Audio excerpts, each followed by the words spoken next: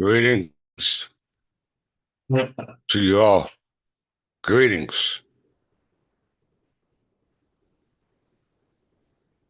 to those who are viewing. If you can make yourself known on the chat by introducing yourself, I would like to know who you are. This is a very important lecture, topic, discussion that we'll be having today here at the Third Tip English Church of England. Broadcasting here a news update, domestic and international news. Come one, come all, hear the truth about what's going on in this country.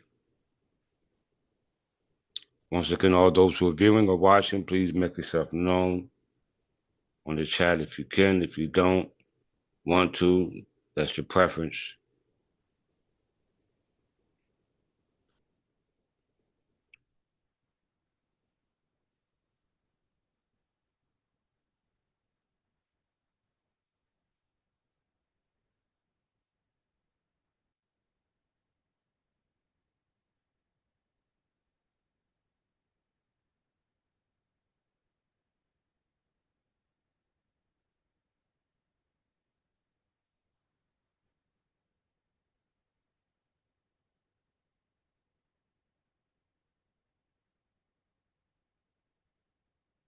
Greetings, greetings, greetings, greetings. I'm King Clifford Jefferson. I sent as Godfrey the fifth Caliban Jew, son of folk, ruler of Jerusalem. I'm the reincarnation of King Edward the Peaceful, which we know here at the Third Temple English Church of England as Jesus Christ, the Vicar Christ, or Melchizedek as the King of Righteousness. It is March the it is March the 7th, 2025, which is equivalent to the birth year 2975.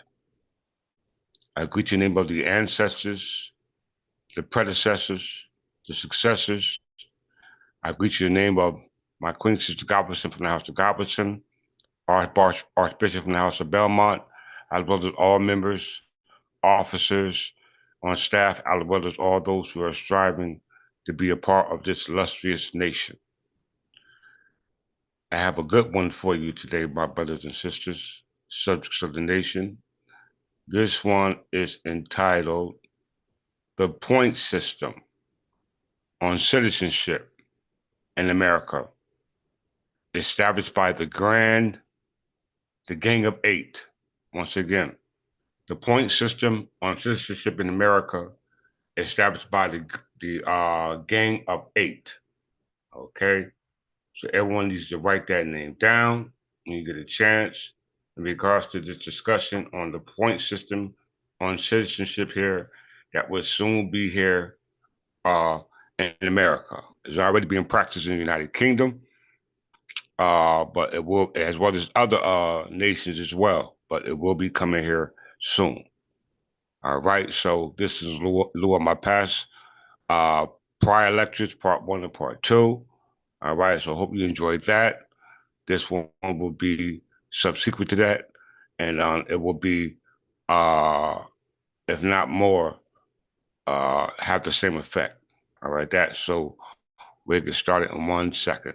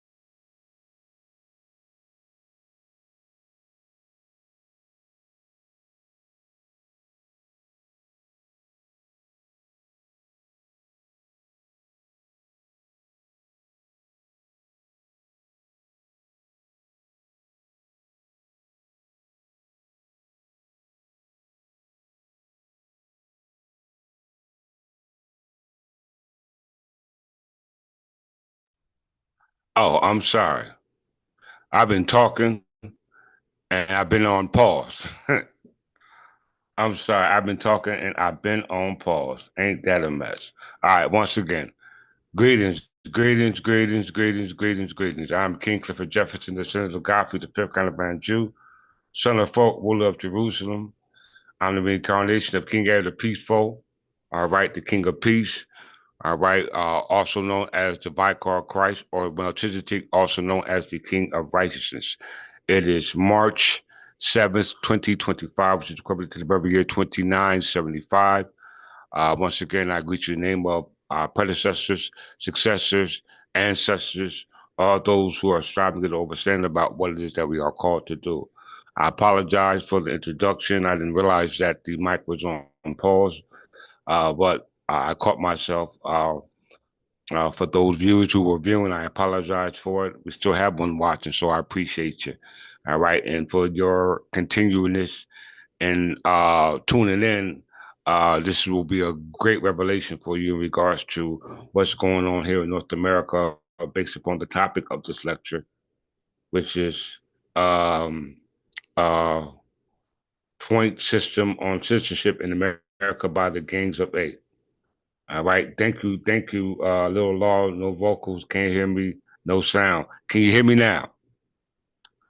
Can you hear me now? Can you hear me now?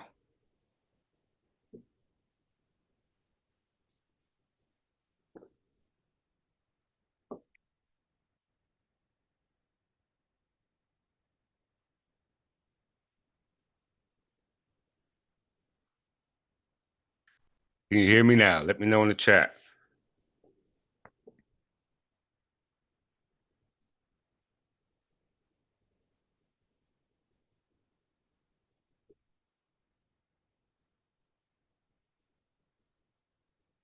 Okay, thank you. All right. Once again, I apologize. I didn't realize I had my um the had it on pause, but it's going to be good. So thank you for waiting and being patient with me.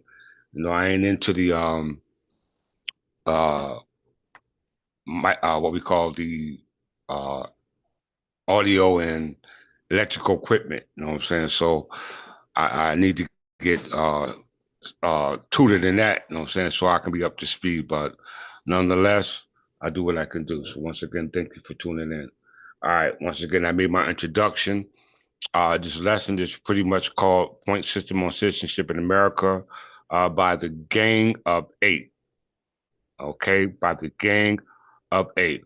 This is very important because if you watch my past two lectures, part one, part two, on the United States and UK relations, on trade, war, this has to do a lot with that. You know what I'm saying? So I will be referencing that as well in today's lecture. Okay, based upon yesterday's topic when discussion on trade between um, UK and United States, which was stated by Prime Minister Starmer that uh, he tried to persuade Donald Trump to not make them subject to the tariff, as well as a question that was brought forth on the floor in that same questioning ceremony in regards to Starmer's thought on Trump's annexation of Canada, which is part of the rim of the Commonwealth of the United Kingdom.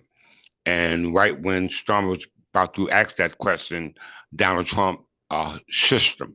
So it's very important to understand why that was done. Okay, so we're going to reference that as well. But nonetheless, this topic is called, or this lecture is called, "The Point System on Citizenship in America by the Gang of Eight." Okay, so without further ado, let's get started with this marvelous lecture. Okay, first of all, let's look at the Gang of Eight.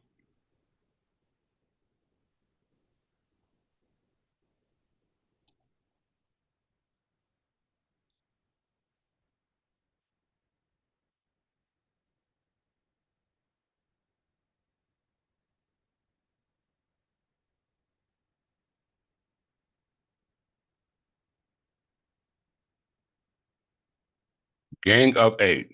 Now, there's different topics on the Gang of Eight, but this specific topic is dealing with immigration. Okay, this specific topic is dealing with immigration. All right. Any questions? Please let me know.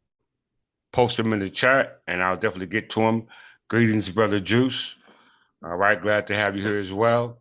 All right, the Gang of Eight. You're never going to hear any information like this on any other channel. So like, share, subscribe, as well as send your free and common soakage, which is your gifts, free and common soakage, which is Third Tipping Church of England or $ Clifford Jefferson L. Once again, free and common soakage or $ Clifford Jefferson L, as well as I said, like, share, subscribe, as well as go to the actual channel, the Third Tip English Church of England, and register, become a member, i.e., a subject of the King by way of becoming a national. Okay, very important for you to comprehend that because this lesson is rooted in that.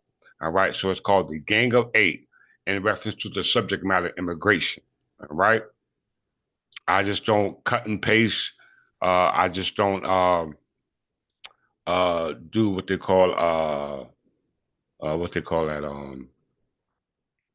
uh PowerPoints, because in PowerPoints they can basically be lying because they're doing nothing but cut and pasting. I use Wikipedia because Wikipedia is like baby food. You got to feed people like babies, but they definitely have their sources that you can reference in regards to what it is that I'm exemplifying in regards to my ability to be able to comprehend what needs to be taught to you, which at this time you apparently do not know. Okay. All right. So once again, hold on to your bootstraps.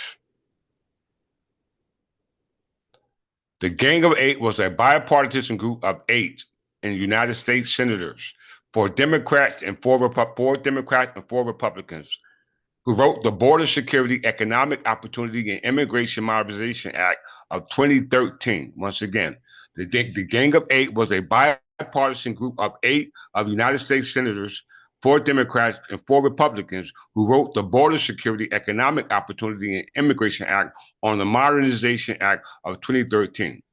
In June 2013, it passed by the Senate with a strong majority, 68 to 32, with 14 Republicans joining all Democrats. The United States House of Representatives under Speaker John Boehner did not act on the bill. However, it expired at the end of the 11th, 113th Congress. Very, very important. The Gang of Eight. They even had representatives from New York and Democratic. It was headed by Chuck Schumer, Democratic of New York, and then you see Bob Mendez, Democratic of New Jersey, and he's been in the news. All right, he's been in the news, so he's definitely going to be suspect today, based upon today's interpretation of my lesson. All right, so we're not going to look too much more into that until we go on with the video. Okay, so let's get it. Let me know if you can hear the video. Please give me a thumbs up.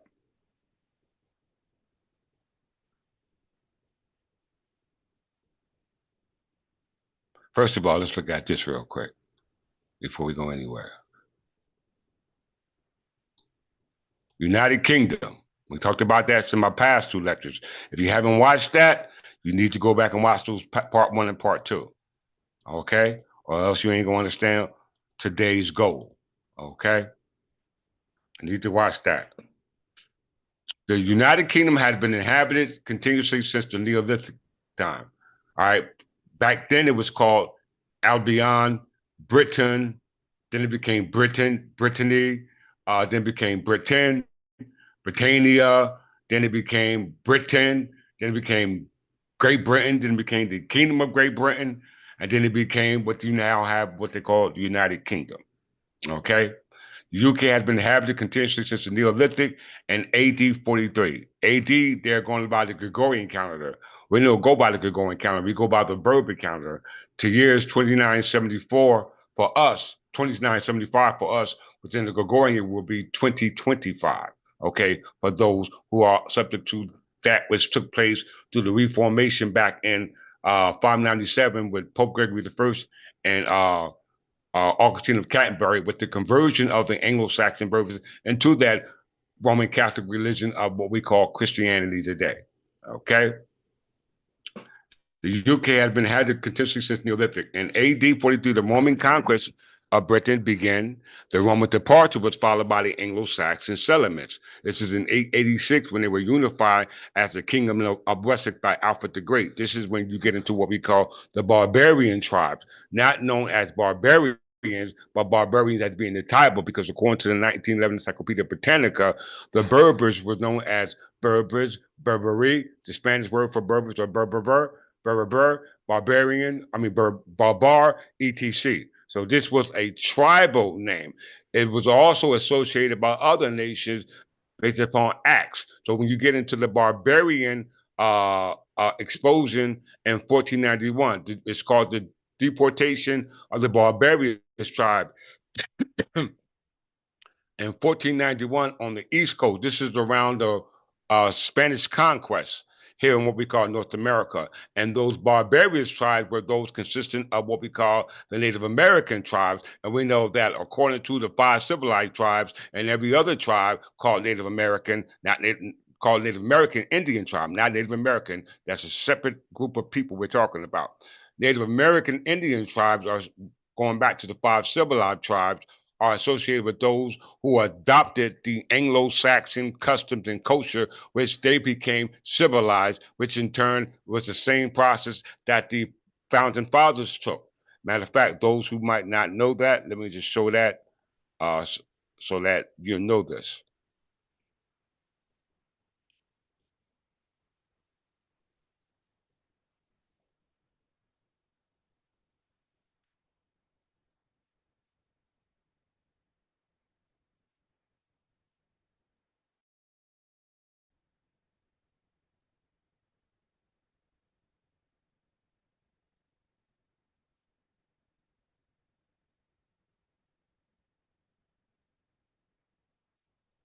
Okay.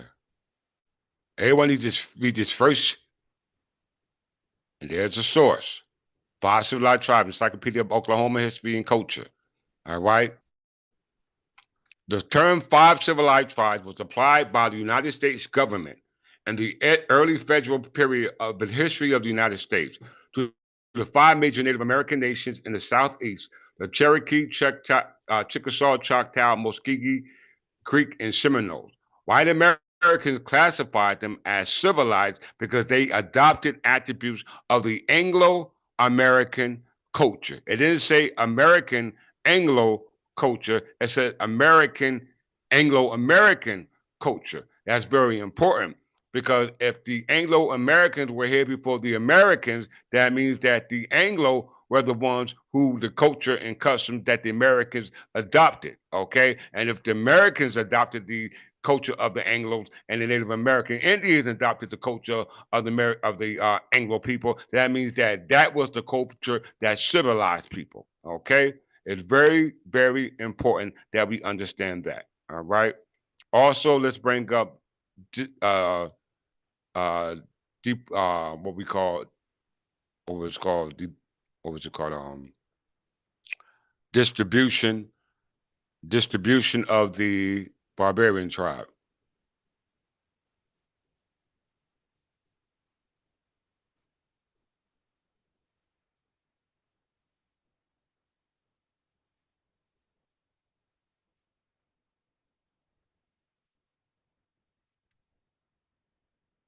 I got my grandson tonight, so I had to do this lecture early.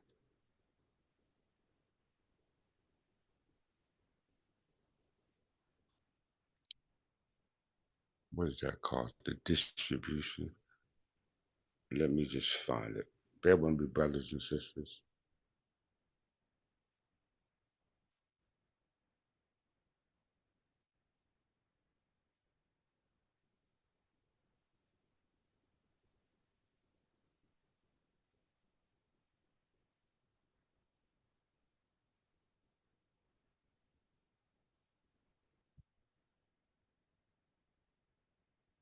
14.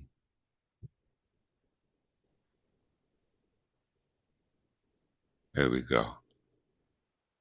There we go.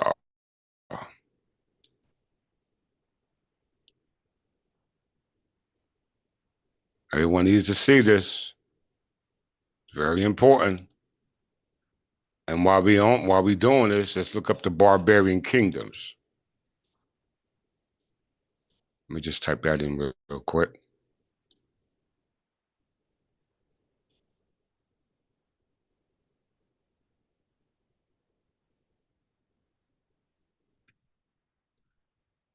Everybody watching here today, are you new to this channel or are you familiar with this channel? Please let me know in the chat. Are you new to this channel? Or are you familiar with this channel? Please let me know in the chat.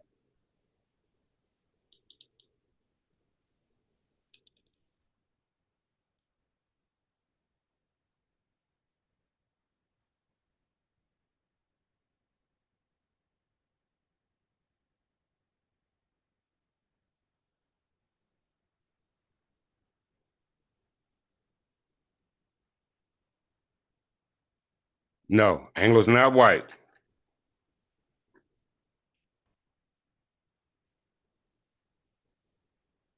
Okay.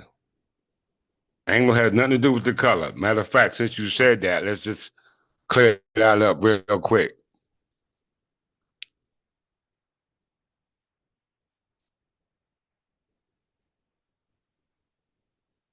Let's just clear that up real quick. One of the questions was, is Anglo the white? Let's just clear it up right quick. All right, since we're on the topic, it's gonna be a good one.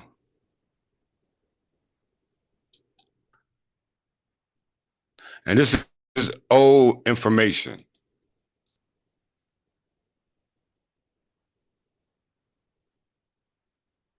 Juice, you said you're not familiar with the channel, so how you gonna ask a question like that? How you gonna ask a question like that? Is Anglo white if you ain't new to this channel? I want to answer for that one, brother.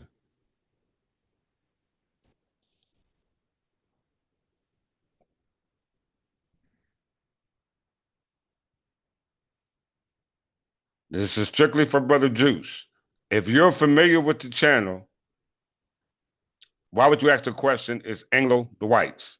Brother familiar. Do you know who the Anglo are, or are you uh asking this, or would you be asking the same question?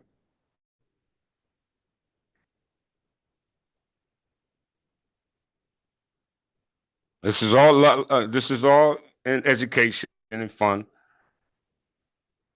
How would you know that question is the Anglo the whites? And you're familiar. Because we know here at the Third Temple of the Church of England that the Anglos are not white.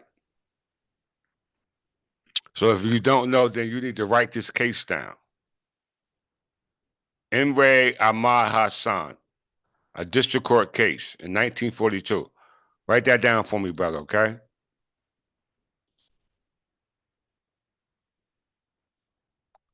Write that down for me. I don't want to go too far off in my lesson, but I will do it for you, brothers.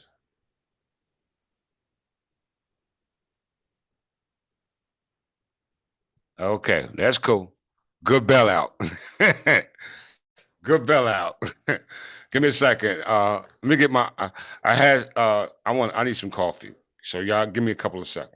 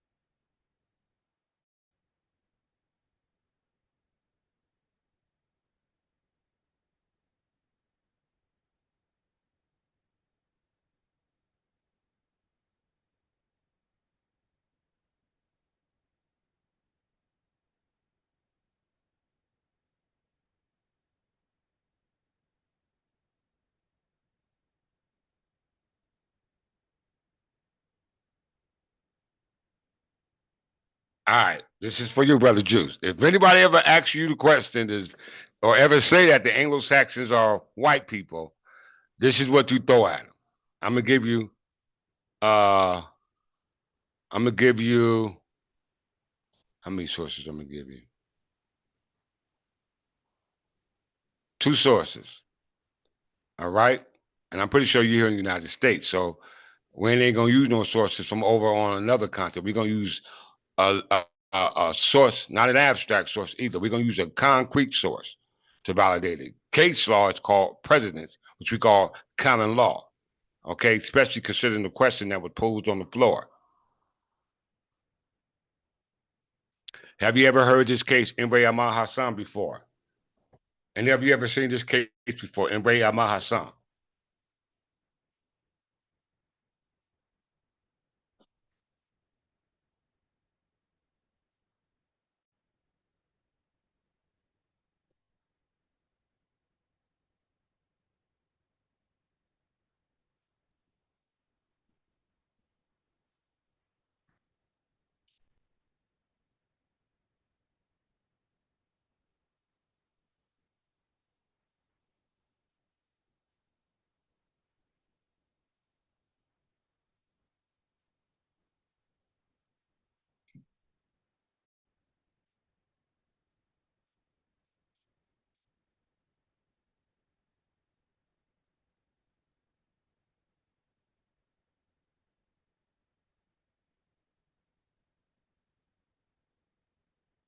Okay, good.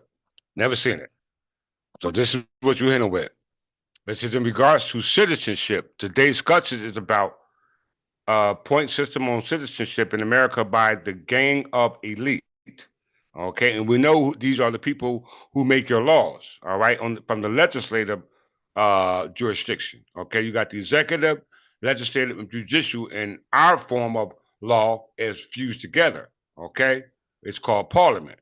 All right, which is called His Majesty's Council in modern day, which would be the government that was existing here in 1702. All right, not over there across the water. All right. To summarize the approach which must be following in deciding whether a particular person applying for citizenship, which is discussing today, is a white person. Your question was, is Anglo the whites? Okay, so we're talking about someone establishing citizenship by the color of skin, denoting to white versus the color of skin versus black, because blacks were enslaved by the 13th Amendment and emancipated by the 14th Amendment. And then according to the 14th Amendment, and according to the, it says that we were emancipated and we gained our citizenship. And the case law to support that is United States versus Juan Kim Ark versus the Chinese who didn't get to use the process established under the 14th Amendment because Trump said the 14th Amendment was for the slaves were for the children of slaves, which were under the 13th Amendment. Okay, so since we were emancipated, the 14th Amendment and our status, our political status, you got two status, civil status and political status. Your civil status was a decision you made based upon your ignorance. Your political status, let me rephrase that. Your political status, based upon your ignorance, became your civil status. Once again, your political status based upon your ignorance became your civil status because your political status based upon the 14th Amendment as established by 14th Juan Kim Ark, United States versus Juan Kim Ark, was supposed to be construed to the common law of England, okay, in the light of the history of the common law, all right? You read that case, it tell you everything you need to know about who you are, what you are, your birthright, your heritage, etc. Contrast with the Dred Scott case say. Okay, so it's very important to understand that case. All right, but we're talking about the topic of citizenship in regards to white persons. Okay, greetings, brother McGowan from the House of McGowan. So to summarize the approach, which is the topic today, in regards to your question in regards to citizenship, but specifically those classifying as white person versus us classifying as dark-skinned people, not because of our color of skin, but because of our uh, the status that was created by the color of skin versus which determines our civil status versus the political affiliation with those of that color of skin, which determines our political status. Because white people, as you can see, are not black people. Black people apparently are the dark skinned people, and white people are apparently the white people. Okay, and there was a process for citizenship established for white people way before the 13th and the 14th Amendment and the Immigration Act, which we're going to all talk about today. Okay. So by the time you finish watching this lesson, y'all gonna be scholars. You should be to the status, not where I'm at, but damn near on the same level. So to summarize the approach which must be followed in deciding whether a particular person applying for citizenship is a white person with the meaning of the statute, this would in turn be talking about the Naturalization Act of 1790. Okay? The Naturalization Act of 1790, which was the clause establishing citizenship for the founding fathers and their citizens who immigrated to this landmass in the 15th, 16th, 17th century. Okay? Very important. And still doing it as a result of the border crisis. Okay?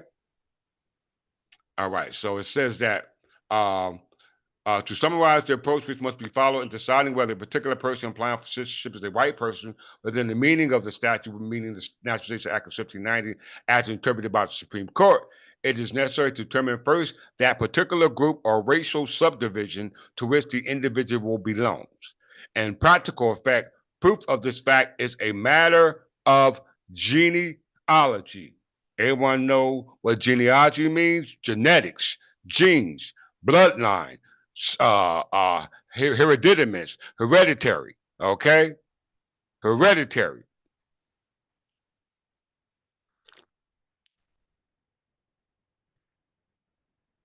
So proof of this fact is a matter of genealogy, not a matter of declaring who you are by the color of your skin. I'm not going to say this. This is what the case law said. An individual who presents an aberration from the color of skin of the group in which he is a member, such as a light-skinned Chinese or Japanese, or a dark-skinned Anglo-Saxon bloodline. You're right. So you see how they classify Chinese and Japanese as light-skinned and dark-skinned as Anglo-Saxon? All right. And we're not talking about the political status of the dark skinned people will be Anglo Saxon by descent. We're talking about the color of skin of the Anglo Saxon, which now, based upon you not knowing your Anglo Saxon descent, is Negro, black, color, Ethiopian, and everything else they thrown at you. But when you go to United States versus One Kim Ark, it talks about the other description versus light skinned Chinese and Japanese, which were those who could not qualify under the 14th Amendment. They had to use the Immigration Act. Why? Because under the 14th Amendment, it was exclusive for those Negro slaves and descendants of those Negro slaves or the children of those Negro slaves. That's us. All right. So, and we're not light skinned. Well, some of us are light skinned, but not like Chinese and Japanese. All right, nor like the white people. So the white people excluded Chinese and Japanese from the Naturalization Act of 1790 because they just wanted to include them, and it was specific. So next come along with the 13th Amendment, which emancipated us, then gave us our citizenship by way of the 14th Amendment, which in disguise had our political status attached to it under the English common law in light of the English history, okay? All right, which you do not know. All right, so this is a violation of law because they only included you going back to the history of the English, which is Anglo-Saxon, because they specifically said dark-skinned Anglo-Saxon.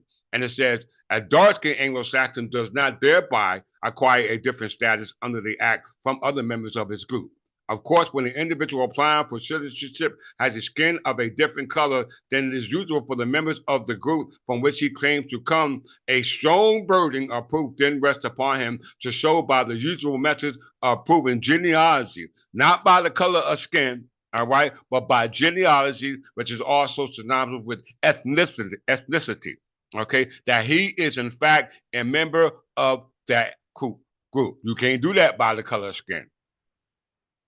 You cannot do that. So after the individuals has traced his traced, so after the individual has been traced into his group, the second question which the court must answer is whether that member of that group, whether you dark skinned, Anglo-Saxon, whether you Chinese or Japanese, or whether you Asian, etc.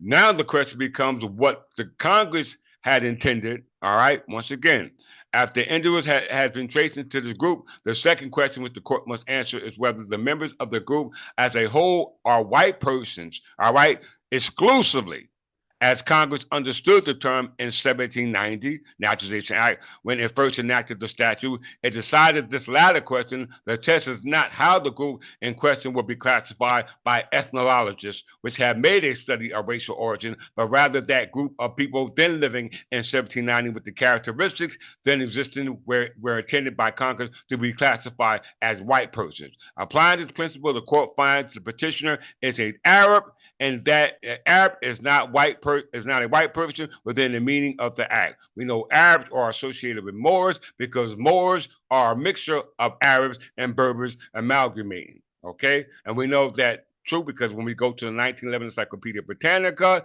it tells us that. Let's look at it.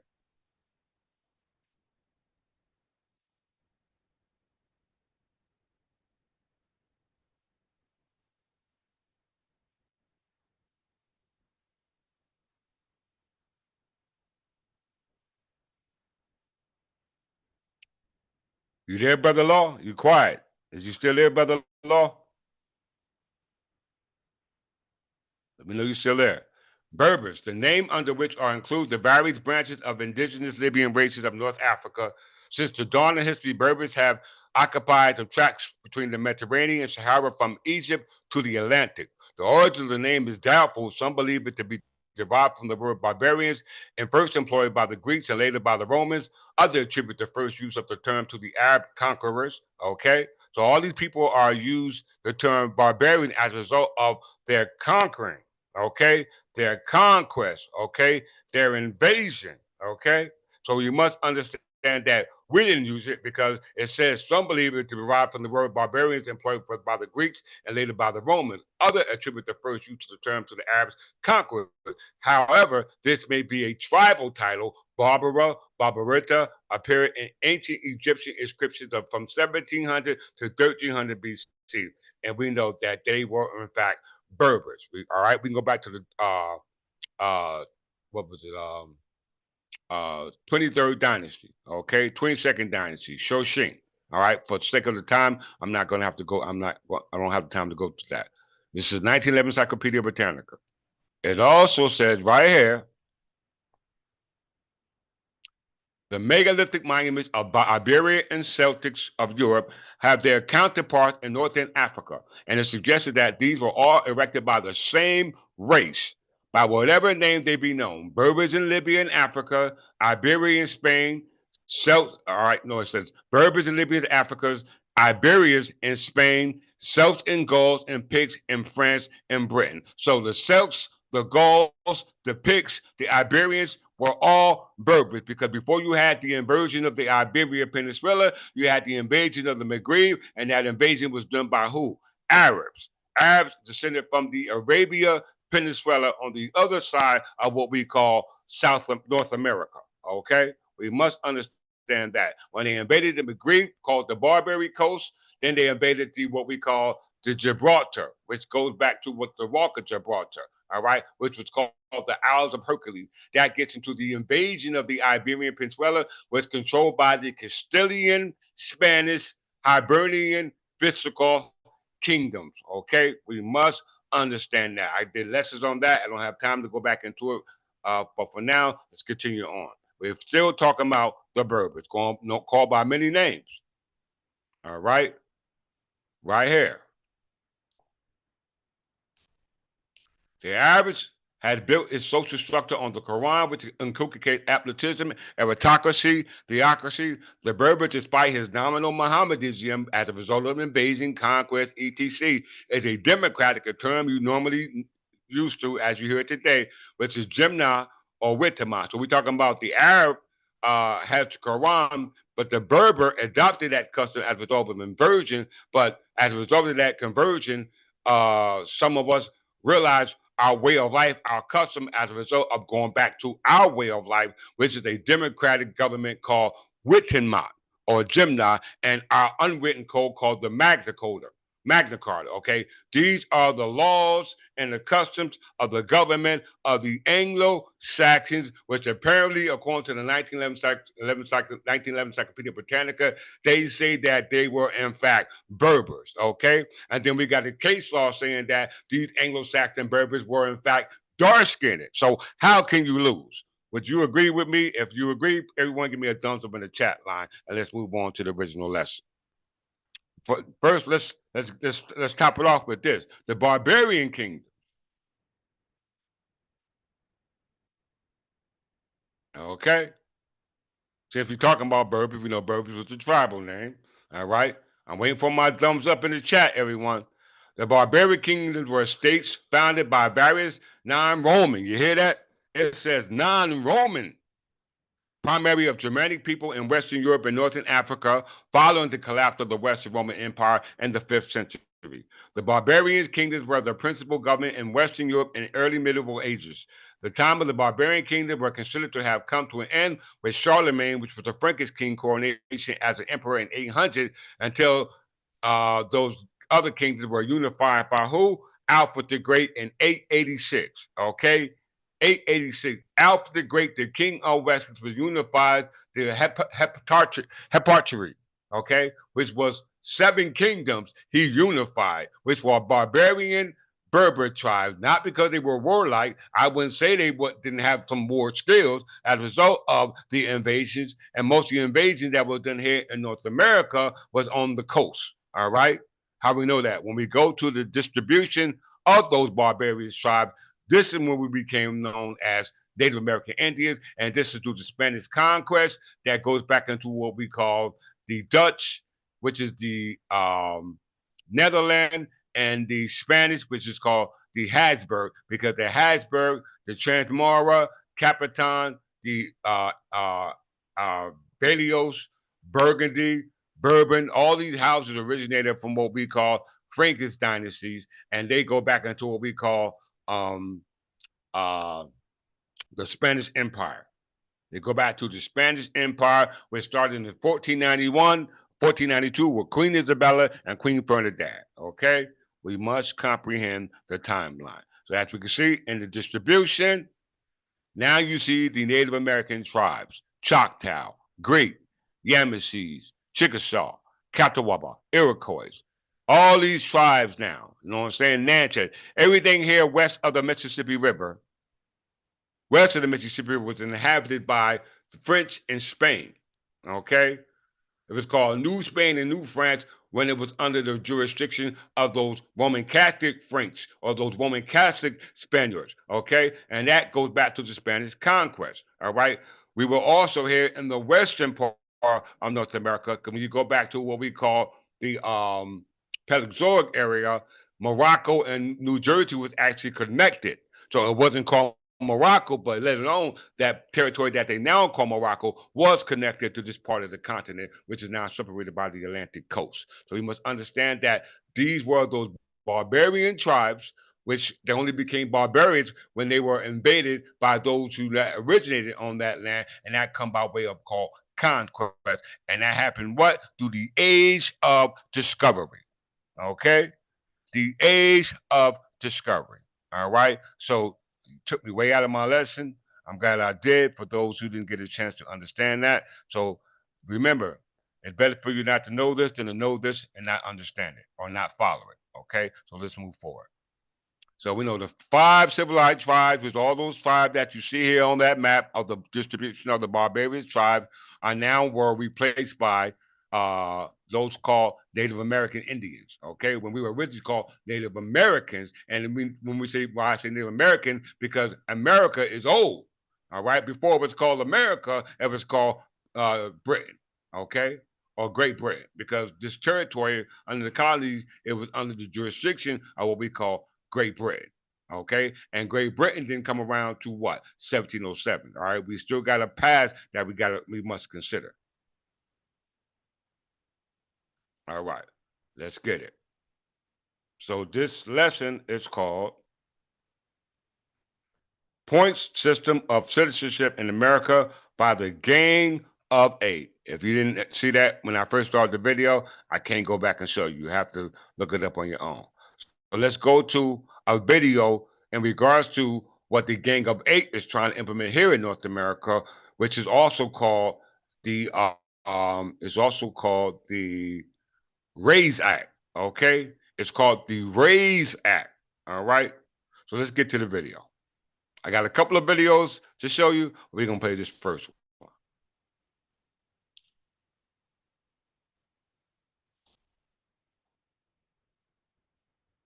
First, let's play this one first. All right.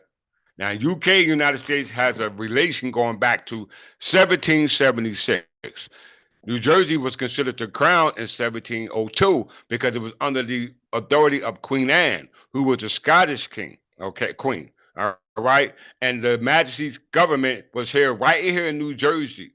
The laws of the Majesty was right here in New Jersey before it became what we call Great Britain, okay? Before it became United Kingdom, all right? It was simply the Kingdom of England versus the Kingdom of Scotland and the Kingdom of Ireland.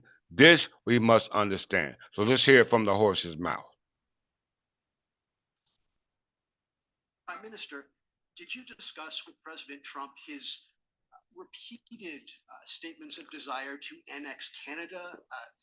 And has the King expressed any concern over the president's apparent desire to remove one of his realms from his? Look, we had a really good discussion, a productive discussion, a good discussion, as a result of which our teams are now going to be working together on an economic deal. Our team is going to be working together on security. You mentioned Canada. I think you're trying to find a divide between us that doesn't exist. We're the closest of nations, and we had very good discussions today, but we didn't discuss Canada. Thank you. Let's say that one more time. Prime Minister, did you discuss with President Trump his repeated statements of desire to annex Canada? And has the King expressed any concern over the president's apparent desire to remove one of his realms from his? Look, we had a really good discussion, a productive discussion, a good discussion, as a result of which our teams are now going to be working together on an economic deal. Our team is going to be working together on security. You mentioned Canada. I think you're trying to find a divide between us that doesn't exist. We're the closest of nations, and we had very good discussions today, but we didn't discuss Canada. Thank you. Trump told him that's enough because Prime Minister said too much. Right? Prime Minister had said too much right there. Now, everybody else in the crowd is just dumb, all right, of what he just said. Because we know Canada and United States have relations as well.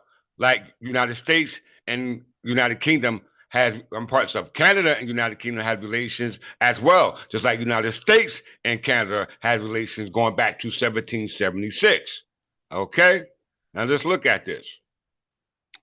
Canada and United Kingdom's relations.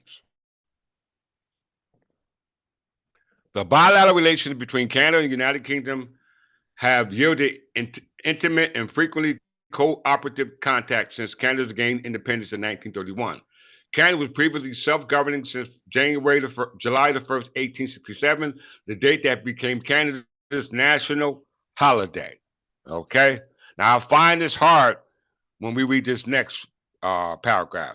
Both are related by mutual migration through shared military history, a shared system of government, Western values, the English language, both being common rims in a personal union where both nations share the same head of state, currently King Charles III. You hear that? Currently King Charles III. So how in the hell is Trump trying to annex Canada territory, which is the Commonwealth rim of the Crown, okay, which is called Crown land? And hell, how is the United Kingdom is going to try to annex Canada, which is territory of the Crown? Hell, United Kingdom and Canada and United States is territorial of the Crown, but not under the jurisdiction of those prime ministers and not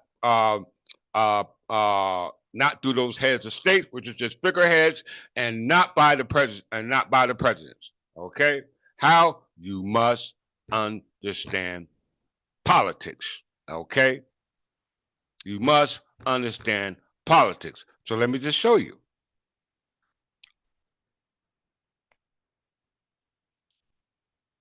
If Charles is the monarch of the United Kingdom, which is England, Ireland, and Scotland, which then become unified to 1707, okay? To 1707, how the hell is this statue, does this statue exist today?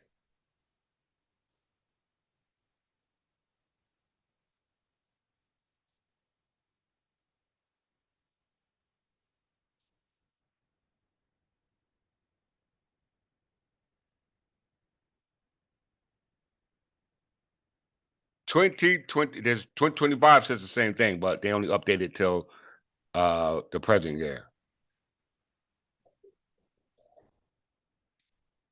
This should be alarming to every one of you. Okay?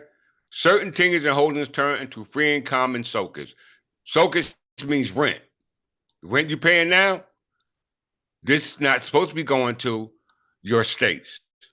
This is not supposed to be going to the United States. This is not supposed to be going to Canada, Japan, Mexico, Netherlands, all right, United Kingdom, Canada. It's supposed to stay right here because right here you're living in England. I'm not saying it. This was the statutory legislation, which we call a reception statute. Okay? A reception statute.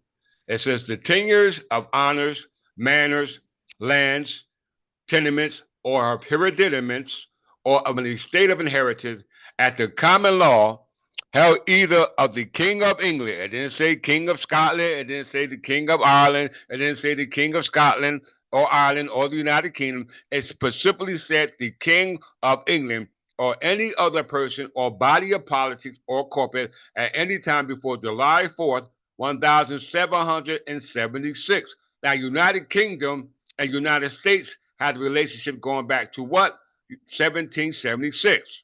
Okay? And declared by Section 3 of an act entitled An Act Concerning Tenures. Tenures means holdings, passed February 18th, 1795. This encompasses now the United States, because the United States came around in 1790. Okay? So this includes them, is to be turned into what? Free and common soakage from the time of the creation and forever thereafter, and shall continue to be held in free and common soakage, discharge of all tenures, charges, instances enumerated in said section 3. Okay, so that means the King of England should be in New Jersey. If everyone agrees with me, please give me a thumbs up in the chat. Okay, so if he is, where is he? He's right here. You're speaking with them. Let's prove that the King of England is in New Jersey, right here.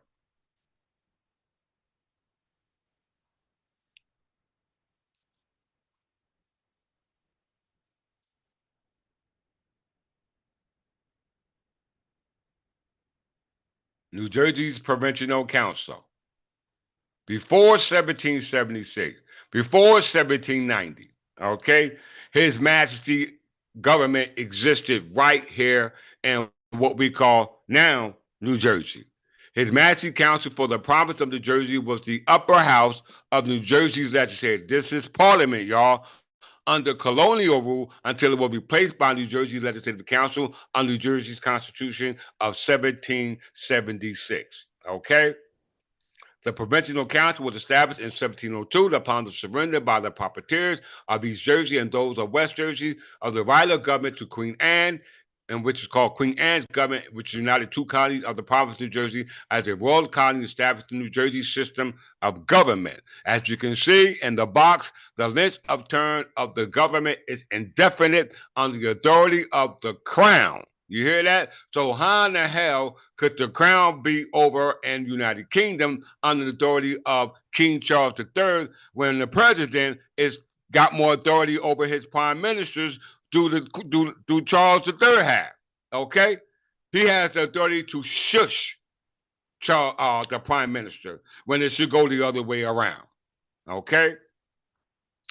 The instructions from Queen Anne to Viscount Cornbury instructed the instructions from Queen Anne to Viscount Cornbury, who was appointed by William III, which goes back to the Duchess or the of Netherlands. Okay, William III, who was sitting on the English crown, who appointed Viscount Cornbury, who was working under Queen Anne, the successor of William III, created a fusion of power system which allowed for an overlap of the executive, legislative, and judicial authority, which provided for a bicameral legislature consisting of a council and general assembly. Okay, so our government has remained intact. The only thing is missing is the king.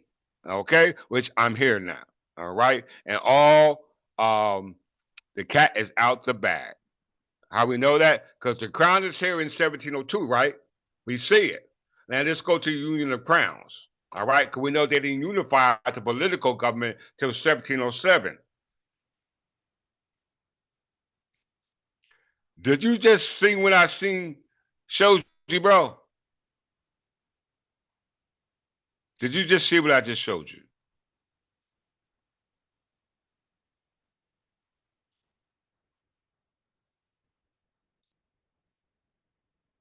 What that said? New Jersey Provincial Council. It didn't say England. It didn't say England, Britain. I mean, it didn't say, we know this is England, but it didn't say because Britain, Great Britain, United Kingdom were successors of England. So if they are successors of England and they was not established till 1707, okay, that meant that they removed the government from here and put it over there. Okay, because it said New Jersey Provincial Council was authority was under the crown. Okay, under the crown. The composition of the government all reported to the crown. I ain't got time to break that down.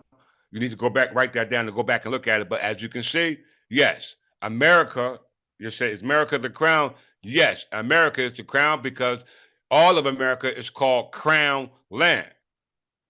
All of America is called crown land, and crown land is personified by the monarch, i.e., the corporation soul. That's the parent company. All right? Very important for you to understand that. Let me get back to the lesson. So we see that if New Jersey was the crown in 1702 and it was indefinite, that means after and before. Okay? After and before. That means forever. Remember, people change, positions don't. Just because that nobody's sitting in that seat of the crown, that don't mean it don't exist. Now we got Charles III sitting over in the United Kingdom, calling himself the monarch of England, Ireland, and Scotland in 2025. But how can that be when the crown is right here? Where? In 1702. It's right here in 1702, and we just showed you New Jersey Revised Statute 2024 about the King of England here in 2025. 4. So that means the King of England should be here, or the crown is still here in 2025. 4. If the king is here, the crown is here. Would you agree, Brother Law? If the King of England is here, then the crown is here. From 1702 to 2025. So all that mess that Charles III and everybody else is talking, it's full of crap. That's irrelevant if he was light skinned and dark skinned. We don't care about that. All right. And if he was dark skinned, he violated the law because you shouldn't be doing anything contrary to what the 1911 Encyclopedia Britannica says about us. Our only government is called Witten or Wittenma. Okay. They did the changing of it. Okay. So as a result of that, we can't throw the baby out with the bathwater. Okay. We have to preserve it and take it back to its pristine state. And that's with the King of England, not the Kingdom of Scotland and the Kingdom of Ireland and everybody else connected to it. Just the Kingdom of England. Because did the statute say Kingdom of England, Ireland, and Scotland? No. So anything that Scotland, Ireland, and the United Kingdom created has nothing to do with this statutory law right here at all. It says the King of England. Okay, from 1776. Okay, so let's go back to the Union of the UK and United States alliance.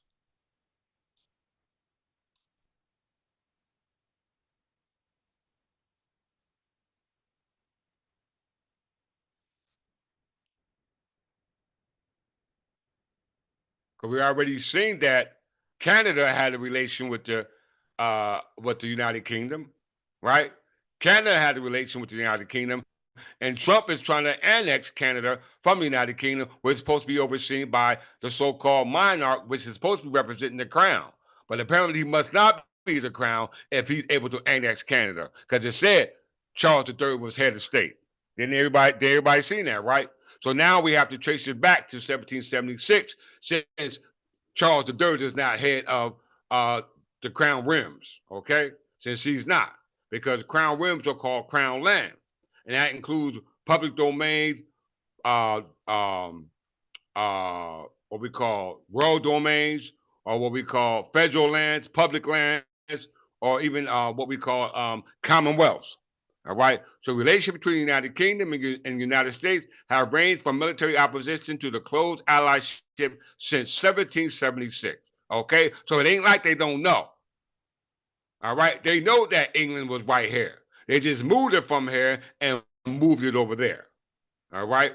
The 13th colony succeeded from the Kingdom of Great Britain and then declared the independence in 1776. Okay, so in 1776 they was under the authority of the rulers of the Scottish kings who unified England and Ireland and Scotland in 1707, right? It wasn't unified in 1702. It was just the Kingdom of England, because I just showed you that it was the Majesty's Crown government here, as well as the statutory in 2025 showing the relationship to the Crown government going back to 1702. And that was already still remained intact going back to 1603. Okay?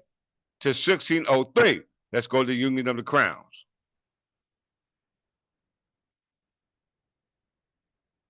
Is everybody keeping up? Any questions? Union of the Crown.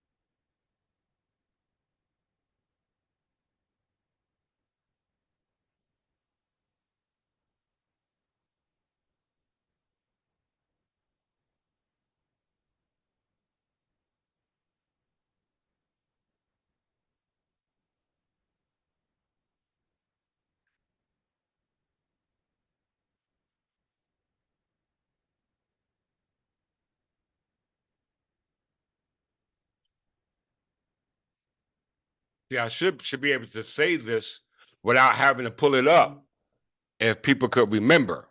Okay, but as a result of that, it takes us time. That means you're moving at a small frequency or a small vibration. Okay, very important to understand that. Union of the Crowns was the ascension of James the Sixth of Scotland to the throne of England as King James, the first Scottish king ruling on the English throne, because they were not unified as a political body, i.e., a ecclesiastical body, not a separation of church and state by way of the First Amendment through what we call the Establishment Clause. Okay, but through a fusion of government, only with the king not being there, which was called an interregnum. All right. So under the interregnum, without a legitimate king, all right, but ruled by a de facto king from a Scottish uh, government, from a Scottish parliament, ascended to the throne of England as King James, the first Scottish king, and the practical unification of some functions to oversee such overseas diplomacy. So diplomacy dealing with overseas is what we call a we call it modern day is uh who works for the embassy, a foreign ambassador. Okay, that's a foreign ambassador.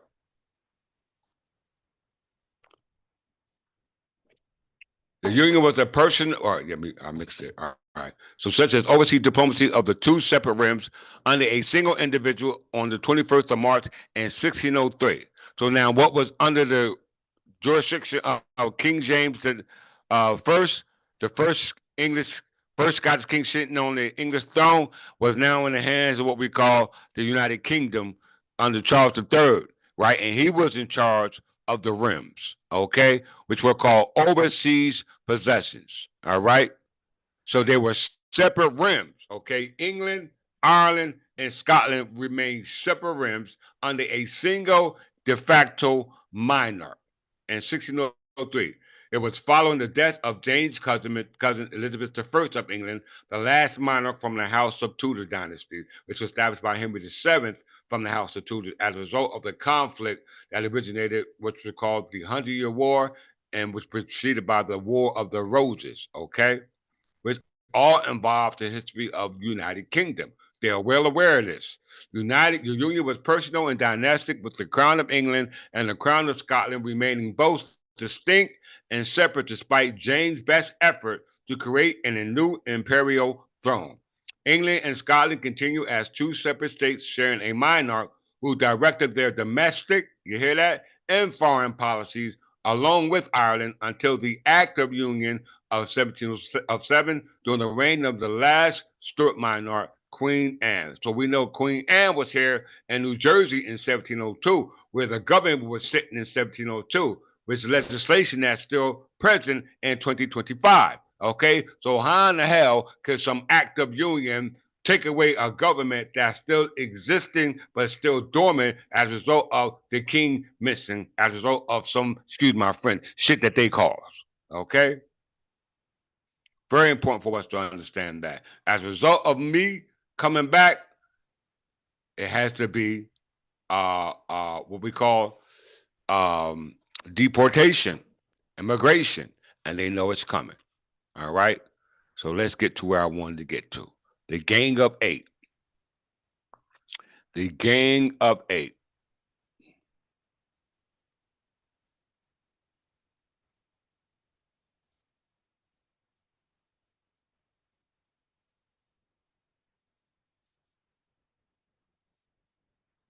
Here we go.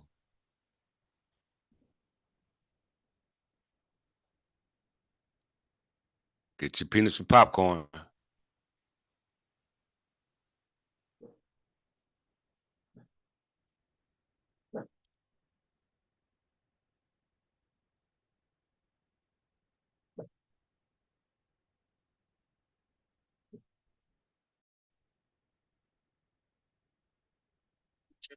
Immigration requirements.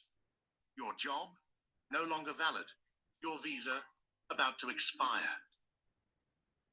Imagine waking up one day to find out you no longer meet the UK's new immigration requirements. Your job no longer valid. Your visa about to expire. Your future uncertain. Sounds terrifying, right? Well, for millions of people, this could soon be a reality. This year, the UK is planning to introduce some of the strictest immigration rules in its history, and the consequences could be devastating. If you're living there or planning to move, you need to know what's coming. Millions of immigrants, families, workers, and students may be forced to pack their bags and leave the country. But why is this happening? And how will these new policies reshape the future of the UK? Stay with us as we break it all down. 1. What's happening? So what's all the fuss about? Well, the UK government has decided it's time to tighten immigration laws. It has announced a major overhaul of its immigration system, enforcing stricter visa requirements, limiting family reunification, and increasing financial thresholds for immigrants.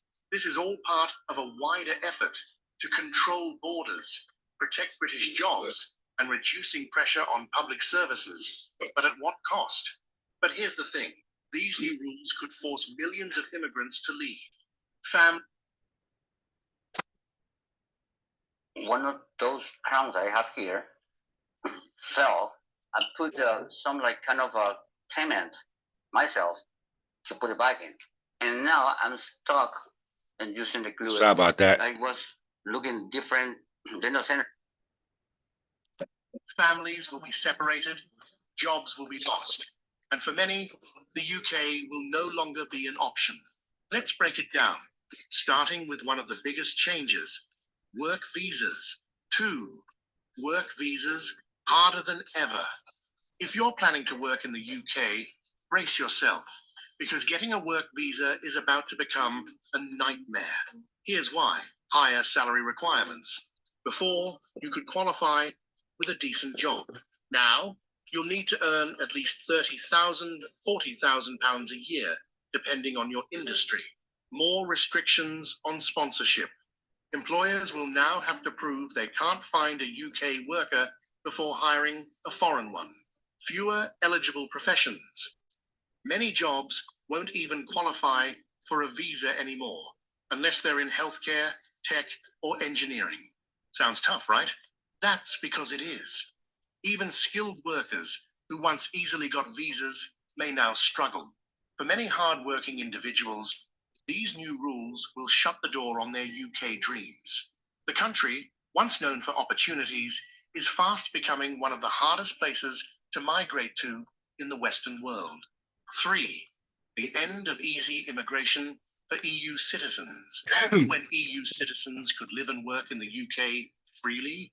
Well, that's long gone. Brexit ended that privilege. EU citizens now have to apply for visas just like everyone else. And many are finding that their applications are being rejected. As a result, immigration from Europe has already dropped by over 30%. And that number is expected to rise in 2025. Work restrictions. Many EU workers, especially in healthcare, construction, and hospitality, are now leaving the UK due to visa complexities. Family separations. Bringing a spouse or parent to the UK is now a financial and bureaucratic nightmare. Skilled labor shortages. With fewer EU workers, industries are struggling to fill essential roles. For many Europeans, the UK is no longer the land of opportunity. It's becoming a bureaucratic fortress. Critics warn that these policies are backfiring. Businesses are suffering, hospitals are understaffed, and costs are rising. Is the UK... Now let's stop, okay? Now they're saying all this is about the UK, all right? They're saying all this mess about the UK. But look at what the statistics say. What does statistics say? All right. First of all, they're acting real light about it, but it's the actual truth. It is the actual truth. From the government of UK. UK point-based immigration system is an introduction for employers accessible version. This is what Donald Trump called the merit-based system. Okay? This is what he called the merit-based system. Okay? You need to understand what's going on. Under the point-based immigration system, with the exception of Irish citizens, anyone coming to the UK for work must meet a specific set of requirements for which they will score points. Visas are then awarded to those who gain enough points. Hell, this system is already in play in each state now. Point-based system. All right. This system provides flexible arrangements for UK employers to recruit skilled workers from around the world through a number of different immigration routes. All right. You will need a sponsor license to hire most eligible employees from outside the UK. Before applying to be a sponsor, you should check that the jobs you want to hire people for will meet the requirement for the sponsoring work visa. This guide provides an overview of the point-based immigration system and set out the steps employers should take to adapt their businesses. Now, this is highly alarming based upon the fact that most of the employees that are hired come from the United States. Okay?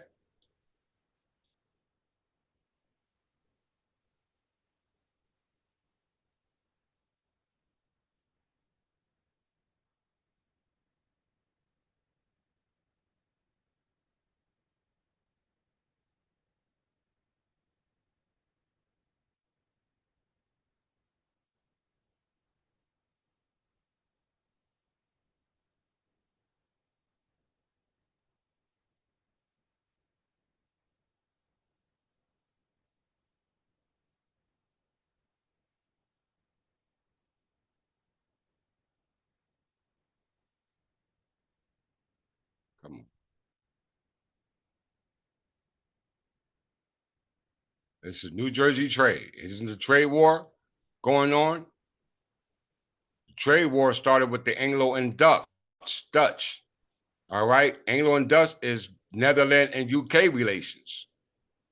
All right, trade wars go back to the Anglo and Dutch wars, and Anglo and Dutch is represented by the UK and Netherlands relations. Okay, very important. Everybody understand that?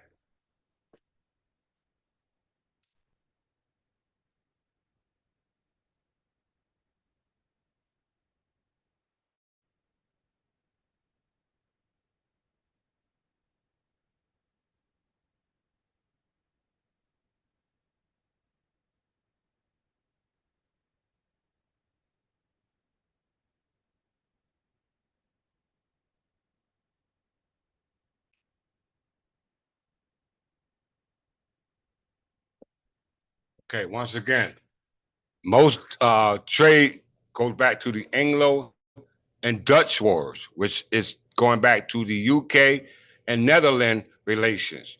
That preceded by the UK and United States relation, okay, which was uh, succeeded by Canada and UK relations. So you had the UK and Canada relations that was preceded by United States and UK relations, which was preceded by UK and Netherlands relations, which goes back to the Anglo and Dutch wars, which the wars are involving trade wars, okay?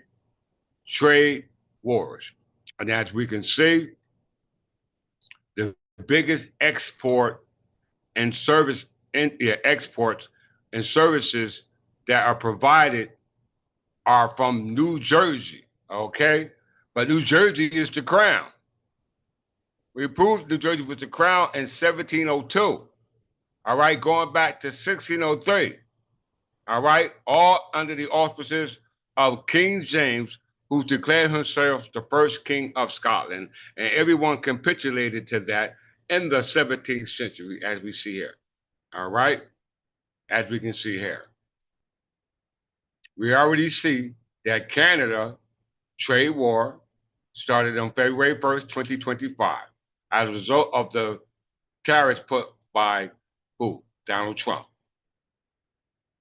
The United Kingdom, we just seen that Starmer requested that the tariffs do not affect United Kingdom that were imposed by Donald Trump, which Donald Trump conceded. Okay? Then there will be tariffs put on Japan that are soon to come. All right? There were also tariffs put on Mexico,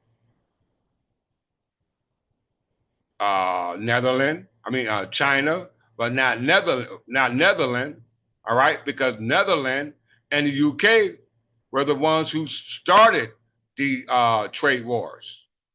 Okay, UK and Netherlands was the one who started the trade wars because the trade war started with the Anglo and the Dutch. Okay, which successors are what? The United States. Okay, because you had the Netherlands UK relations before you had the United States relations. Okay, with the UK. Very, very important you understand that because the Netherlands goes back to the time and era that are associated with the Spanish called the Habsburg. It's called the Habsburg and Netherlands relations. Okay, we talked about that in my past lecture, so you need to go back and watch that. As you can see, all this resulted from the tariffs imposed by Donald Trump in his office. All right. Now look at the amount of goods and services that we're losing.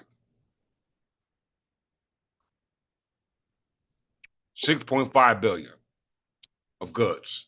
Services, 2 billion going to Canada. All right. Goods and services, 1 billion going to United Kingdom. Services exports, 1.9 billion going to United Kingdom. 1.6 billion going to what? Japan. Services, 1.5 billion going to what? Japan. Then you got Mexico. Goods and services 2.2 billion. Services 880 million. Netherlands. Okay, the ones who created this mess, 2.1 billion. Okay, service and exports 573 million. Goods and services going to China, 1.5 billion. Service and exports 1.5 billion. Come on, look how much money we are losing as a result of trade wars that were imposed by foreigners. All right, who were sitting on the founders who created the trade, which were who? The Anglo-Saxon Berbers. We must comprehend that. All right, we must understand that. All right, how we know that? The distribution of the barbarous tribes in 1491 goes back to the time of the Spanish and Netherlands relations. Okay, we talked about this yesterday in my last lecture. Okay, the Spanish and the Netherlands relations. And we know Netherlands is the Dutch and the Habsburg is the Spanish because they were all, the Habsburg was a part of the Spanish Empire. All right? Very, very, very important. All right? Let's see their connection right here. The upper history. Upon the death of Mary of Burgundy in 1482, right? The same, right around the time of the Spanish conquest, her substantial possession includes the Burgundian Netherlands, all right, passed to her son Philip the Handsome of Netherlands. You hear that? Philip the Handsome of Netherlands, Burgundian Netherlands. So that means that his descendants had relations with the Spanish before the United States were even around. Okay? Philip the Handsome of Netherlands had an alliance with Spain, i.e. Habsburg, because they fall under what we call the Spanish Empire, which at that time was under Roman Catholic influence as a result of Isabella of Castile and Ferdinand III. Isabella Castile's daughter married, um, uh, what's his name? What was his name? Philip the Handsome. All right, a Netherland. All right, and this birthed to what we call the Habsburg and Netherlands House, which is all a part of the Spanish and Dutch, as well as the Frankish houses who made up the Spanish Empire at the time of discovery, at the time of what we call on down into what we call the Glorious Revolution, the Reformation. All this stuff is going on. All of it resulted of the conflict or the internal conflict that was going on at the time of what we call the 100-Year War and the War of the Roses, because this all goes back to what we call the Castilian Civil War. How many of y'all heard about that? The Castilian Civil War. Yeah, we're talking about we know we had New France and New Spain over here in North America before the United States and Great Britain became into existence. All right, and before the United States became into existence, we had New Spain and New France. Okay, all right. Mexico wasn't even in existence, and they were ruling from the Iberian Peninsula. Okay, in 1492. All right, in 1492. Now we got to go back from 1492 from the Kingdom of Spain and the Kingdom of France controlling territories over here, overseas, and what we call the New World. Okay? Does that make sense to everybody? Please give me a thumbs up in the chat. Or please say, I don't know. I don't understand. Please.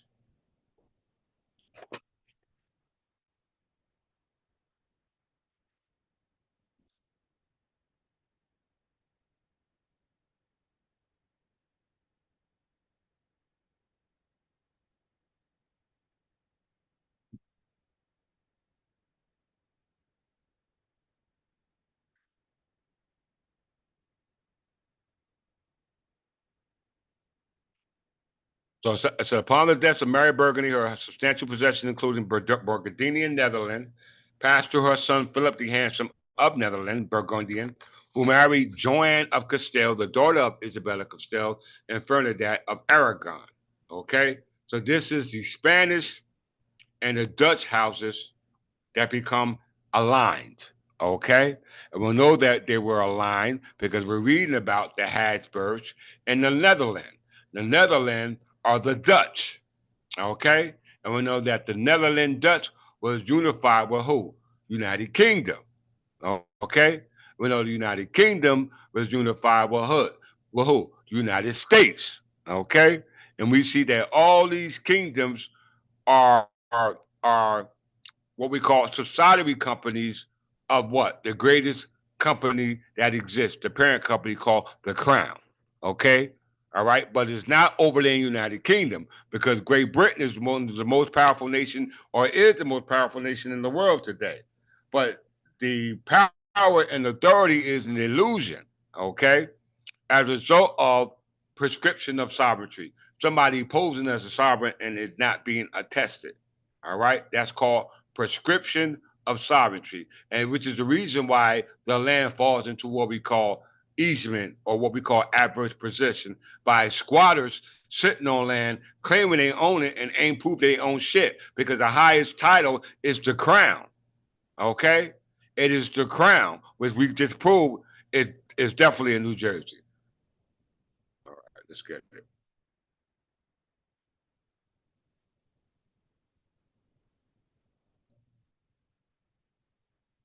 Spanish Empire.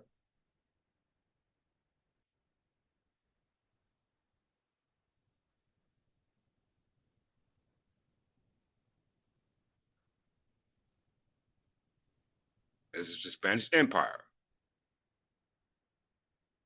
The Spanish Empire consists of a membership of tribes of Mara, the Habsburg, which we're just talking about, all right, Habsburg in Netherlands, all right, which was under the authority of what we call Isabella of Castile and King Ferdinand, which were the Roman Catholic Spaniards ruling on the Iberian Peninsula and controlling territories known as what we call New France, and then we have New Spain, and then we have territories called New France, which was under Roman Catholics, known as what we call the Capetine dynasty, the Bourbon dynasty, also known as the House of Balios or the House of Balius, Burgundy, House Capet, House of Bonaparte, House of Savoy. We talked about all of this, all right, in previous lectures, okay? But for the sake of today's lesson, we're talking about the Spanish Empire and the Habsburg dynasty, which were affiliated with the Spanish Empire under Isabella of Castile, when those barbarian tribes, now called Native American Indians, were actually called Berbers because we know that west of the Mississippi was controlled by New France and New Spain. Okay, but prior to it was controlled by, and that was a result of the Spanish conquest. So we were already here because we know that Mexico got their independence from Spain by way of the Treaty of Cordoba. And we know that they became known as the Mexican Empire. And we know the Spanish conquest came over and conquered the Aztecs, the Mayans, and the Aztecs, but not the Olmecs, who were the original progenitor of what we call the ancient Mississippi mound builders. Okay, which were apparently west of the Mississippi River. Okay, so they had to be the same people. Hold that thought.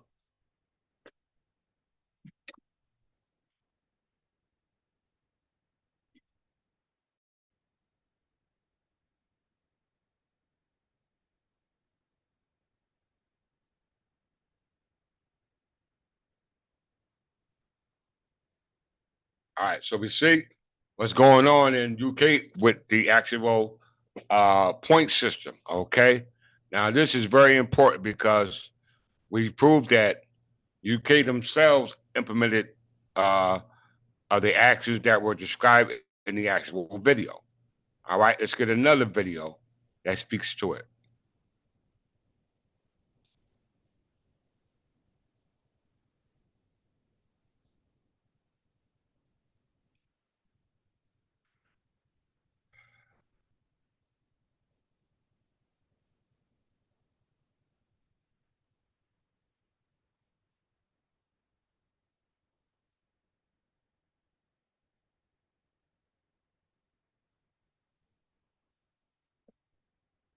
And enforced. The asylum and immigration systems are important, both returns and enforcement.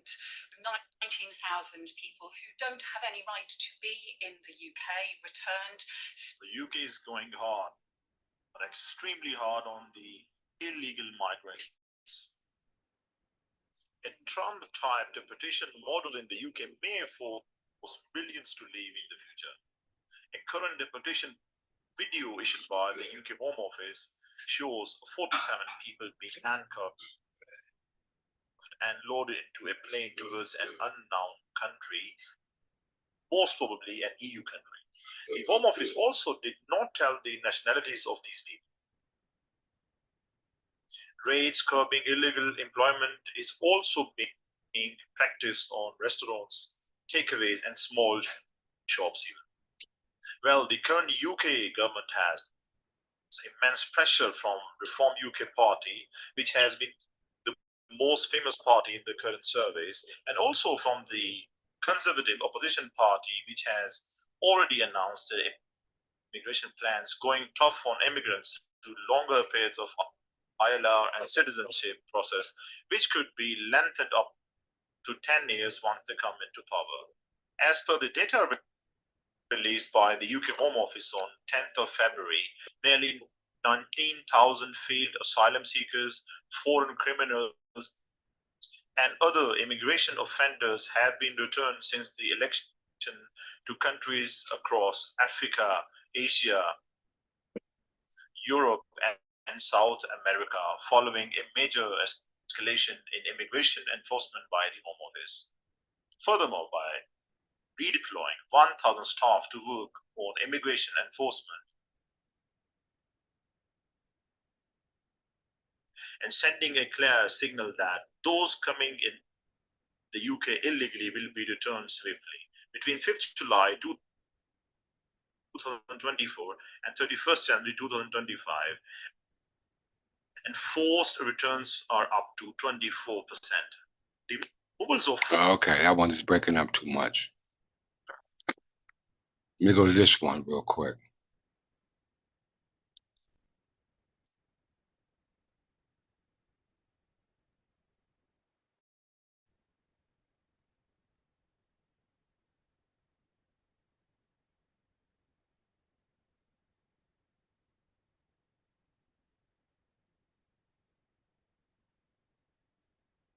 Breaking news from across the UK, where new immigration rules are causing a major upheaval, forcing millions to reconsider their future in England.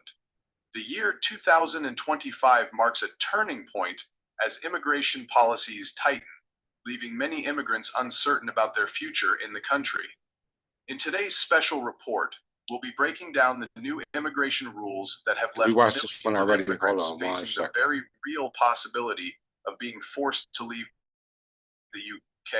From work permits to asylum claims, the changes are drastic and the consequences are already unfolding across the country. Number one, we've seen this one already. Explained. Point-based system, family reunion, sponsorship, skilled visas. The UK has introduced a new point-based immigration system which will fundamentally change how people can qualify to stay in the country.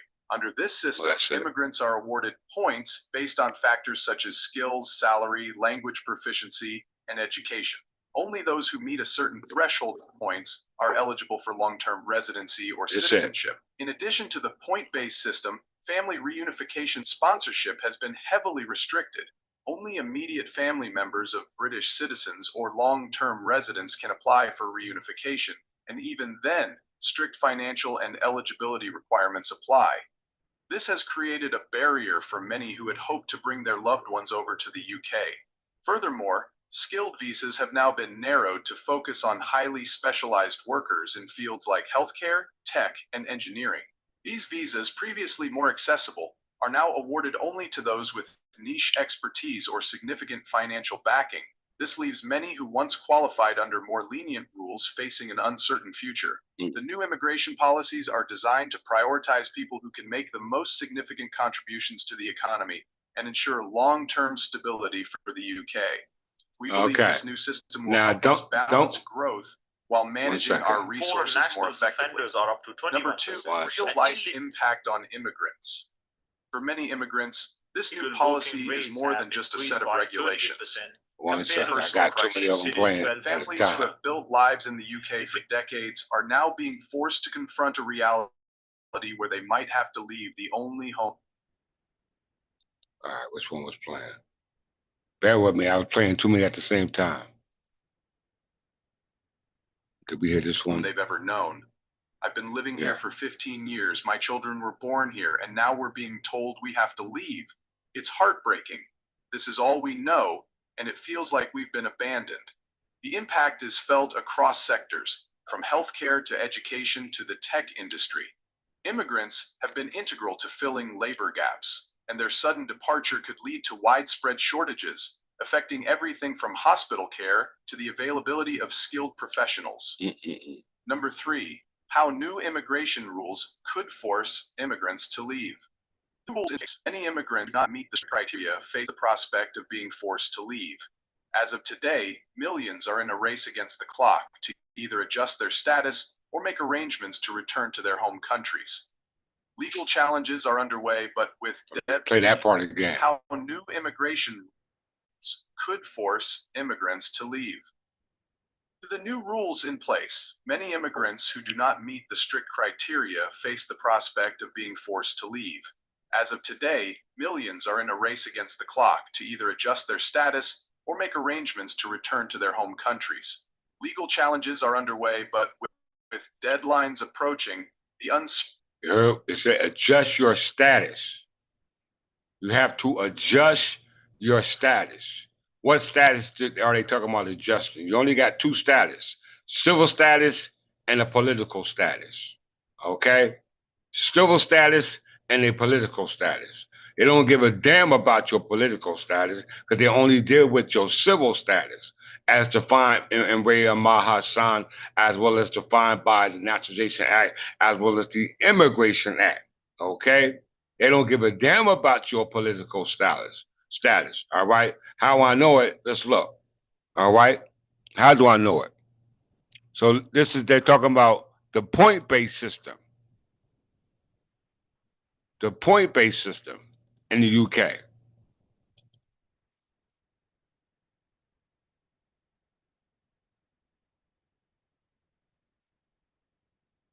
A point-based immigration system or merit-based immigration system. Now, didn't Donald Trump say a merit-based system? If anybody heard that, please give me a thumbs up in the chat line. All right? Please give me a thumbs up in the chat line if you did not hear Donald Trump say a merit-based system. And I'm going to wait for that thumbs up.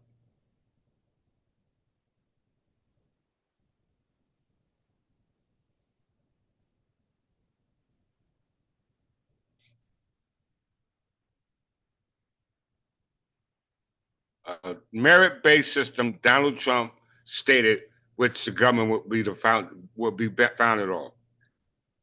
A merit-based system, which is an immigration system where a non-citizen eligibility to immigrate is partly or wholly determined by whether that non-citizen is able to score above a threshold number of points, and a score system that might include such factors as educational level, wealth connections with the country, language fluency, existing job offers, and others. Okay? Everybody still there? Did I go to sleep on me? Everybody still there? A point-based immigration system or a merit-based system is based on an immigration system where a non-citizen's eligibility to immigrate is partly determined by whether that non-citizen is able to score above a threshold number of points, and score systems that might include such factors. Okay? So we're talking about citizens and non-citizens. He's talking about non-citizens point-based immigration. UK is talking about non-citizens point-based system. Countries that use the point-based immigration system may have other pathways for potential immigrants, such as immediate family refugees, etc. All right? So that meeting the point threshold is not necessary for all immigrants. They may also have additional criteria that point-based immigrants need to satisfy, such as no criminal record, no involvement with territorial organizations. All right? Did you hear Brother McGarrell, Donald Trump, say that the new system of government will be based upon a merit-based system? Did you hear that? The point-based system is played out in other countries. Canada, okay? Where else? Australia, New Zealand, Singapore, United Kingdom. We see it. Germany. Initial assumptions are point-based system. Okay. Proposals in the United States. Okay. Proposal in the United States. The Border Security, Economic Opportunity, and Immigration Modernization Act of 2013 will pass the United States Senate, but not the House of Representatives, will have instituted a point-based immigration system. Okay? A point-based immigration system. RAISE Act in the United States, former President Trump and his administration, as well as some Republicans, supported the RAISE Act, which proposed legislation to steeply cut legislative legal immigration in the United States.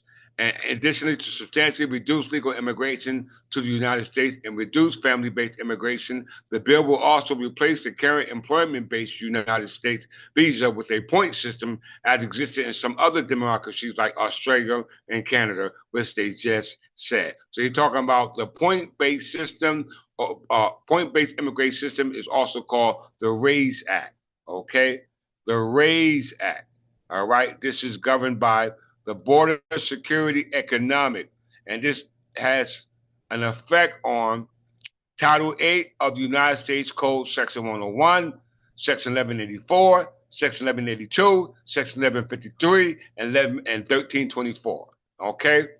This, what was it called? RAISE Act affects that statute.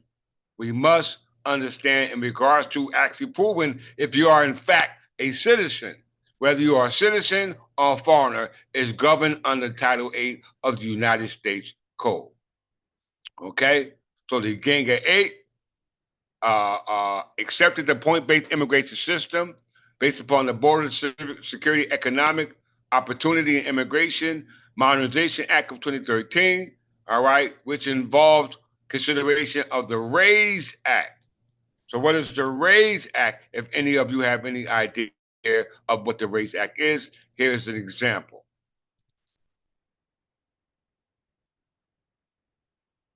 RAISE Act, Reforming Immigration, American Immigration for Strong Employment Act.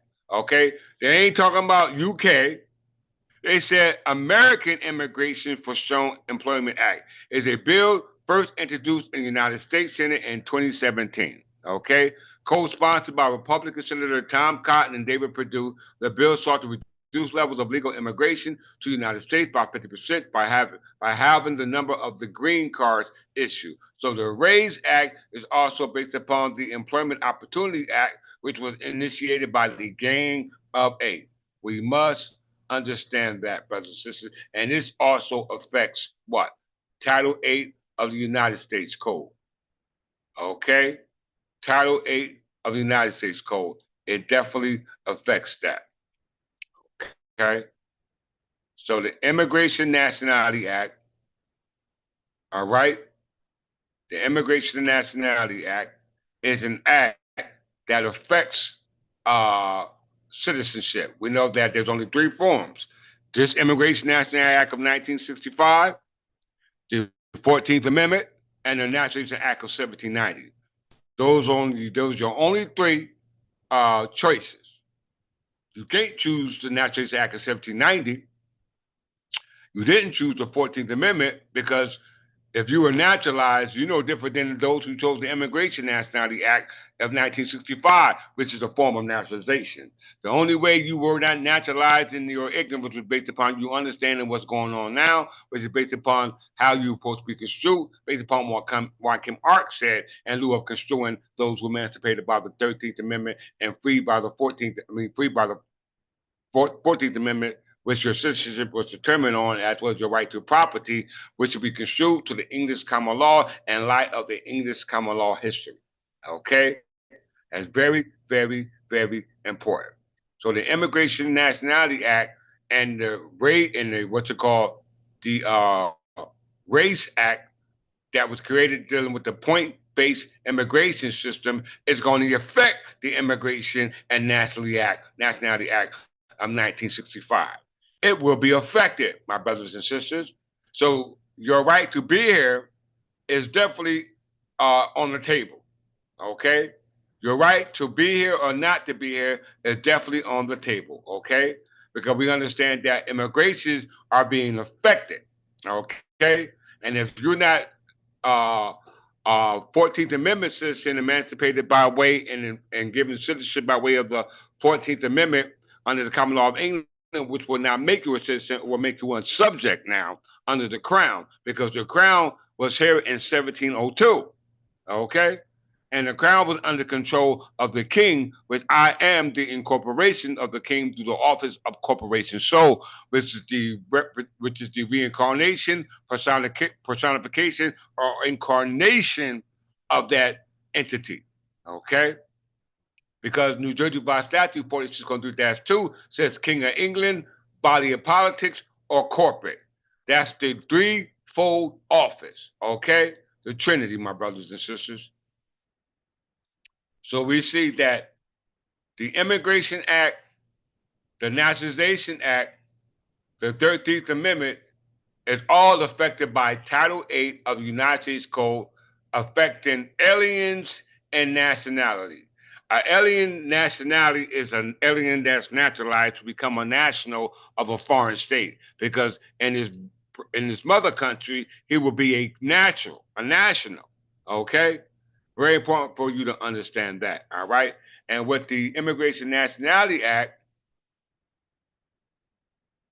it said the Immigration Nationality Act of 1965 marked a racial break from United States immigration policies of the past. Since Congress restricted naturalized citizenship to white person in 1790, y'all better listen, which we said in Embre Amahasan, you just can't construe it to the meaning of that act, but also to your genealogy, or your origin of your genealogy or ethnicity, which is not being considered in the Naturalization Act of 1790 or the Immigration Act of 1965. Okay, but it is being considered in the 14th Amendment. It's just how you understand the 14th Amendment as pertaining to United States versus Juan Kim Art. During this time, most of those immigrating to the United States were Northern Europeans of Protestant faith and Western Africans who were human trafficked because of American chattel slavery. This pattern shifted into mid to the late 19th century for both western and eastern regions of the United States. There was a large influx of immigration from Asia to western regions, especially from China, whose work provided cheap labor, while eastern and southern Asian immigrants settled in more of the eastern United States. Very, very, very important for you to understand that. All right? So, in closing, when you get to the Real ID Act, right? The Real ID Act. Real ID Act, which is currently at its closing. Second.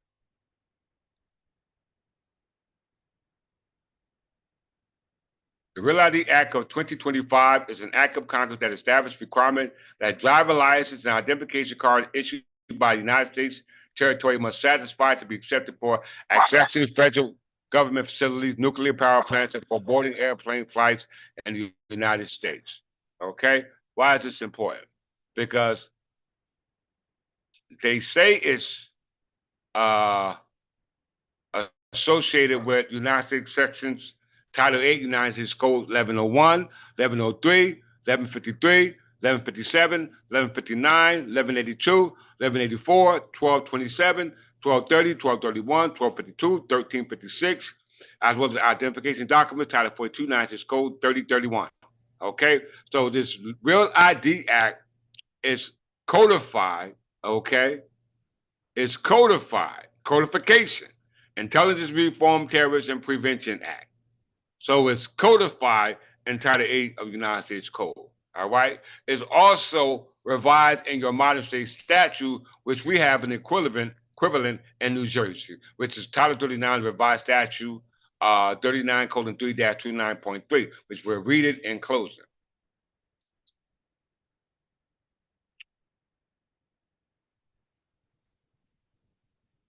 So ask yourself, are you in fact a citizen? Okay? Because it was, if the real ID was codified under the Title 8 of the United States Code in regards to terrorism, all right?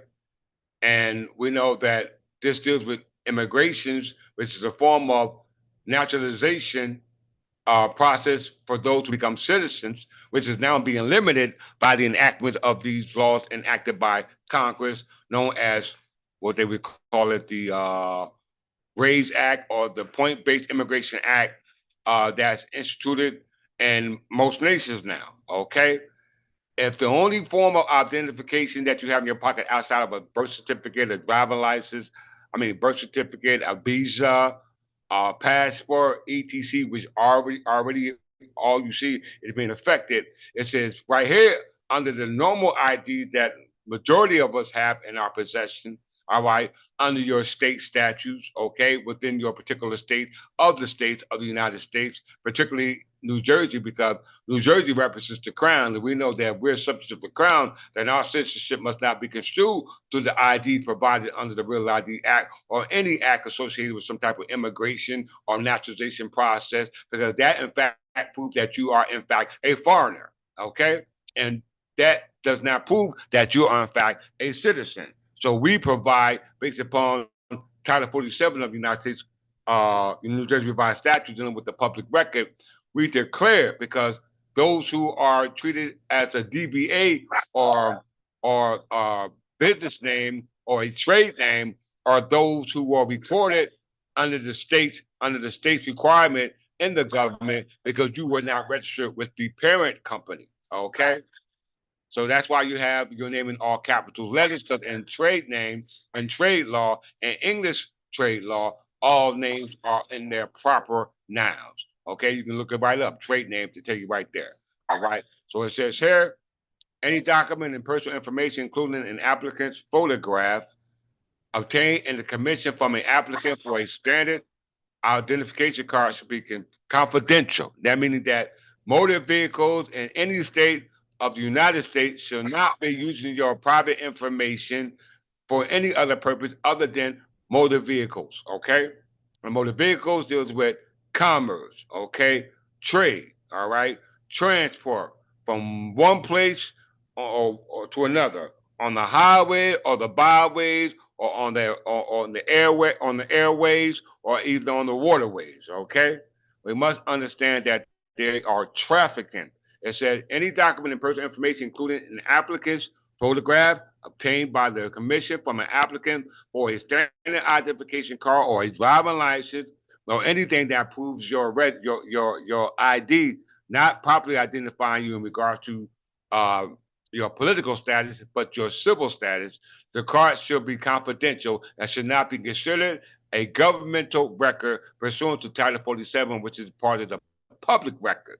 So if you have a standard ID, you best believe if you're saying it identifies you, it does not, because it has nothing to do with the public record, and citizens have the right to examine the public record, but you're not a citizen of the because the public record is not showing that you are in fact identified on the public record because you have a ID or a standard ID or a driving license for motor vehicles when they just said, if you look at the same language, that you are part of the information that they obtain is confidential. Nor will it be construed or be concerned with the common law concerning access to governmental records. So any access to government records automatically are construed to the common law concerning the government records, which we have found at the English Church of England, reincarnated or reformed from the English Church of England, which is properly known as the Crown, and should not be disclosed by commission for any purpose related to Title 8 of the United States Code. So as you can see, your driver license or your standard ID card is not part of the governmental records, nor is it construed to the common law, and is not associated with Title 8 whatsoever. whatsoever. So you are not a foreigner, nor are you a citizen, because there's nothing in your pocket to prove that you are. And without the informed consent of the applicant, that means you are a warrant signed by a state or of any state or a federal judge or of any state or a lawful court order or a subpoena, except nothing in the section to be construed to prohibit or in any way restrict any action where such prohibition or restriction will be contrary to the federal law or the state law. Okay, so right here we see that the ID or the driver license that you use to identify you when they say stop, identify yourself, shows you that you are not in fact identifying yourself, because it has nothing to do with citizenship. It has nothing to do with subjectivity. It has nothing to do with saying that you are a national. It has nothing to do with you are a naturalized citizen. It has nothing to do with if you are a part of the government, because it's not a part of the government record, nor is it a part of the common law. Okay?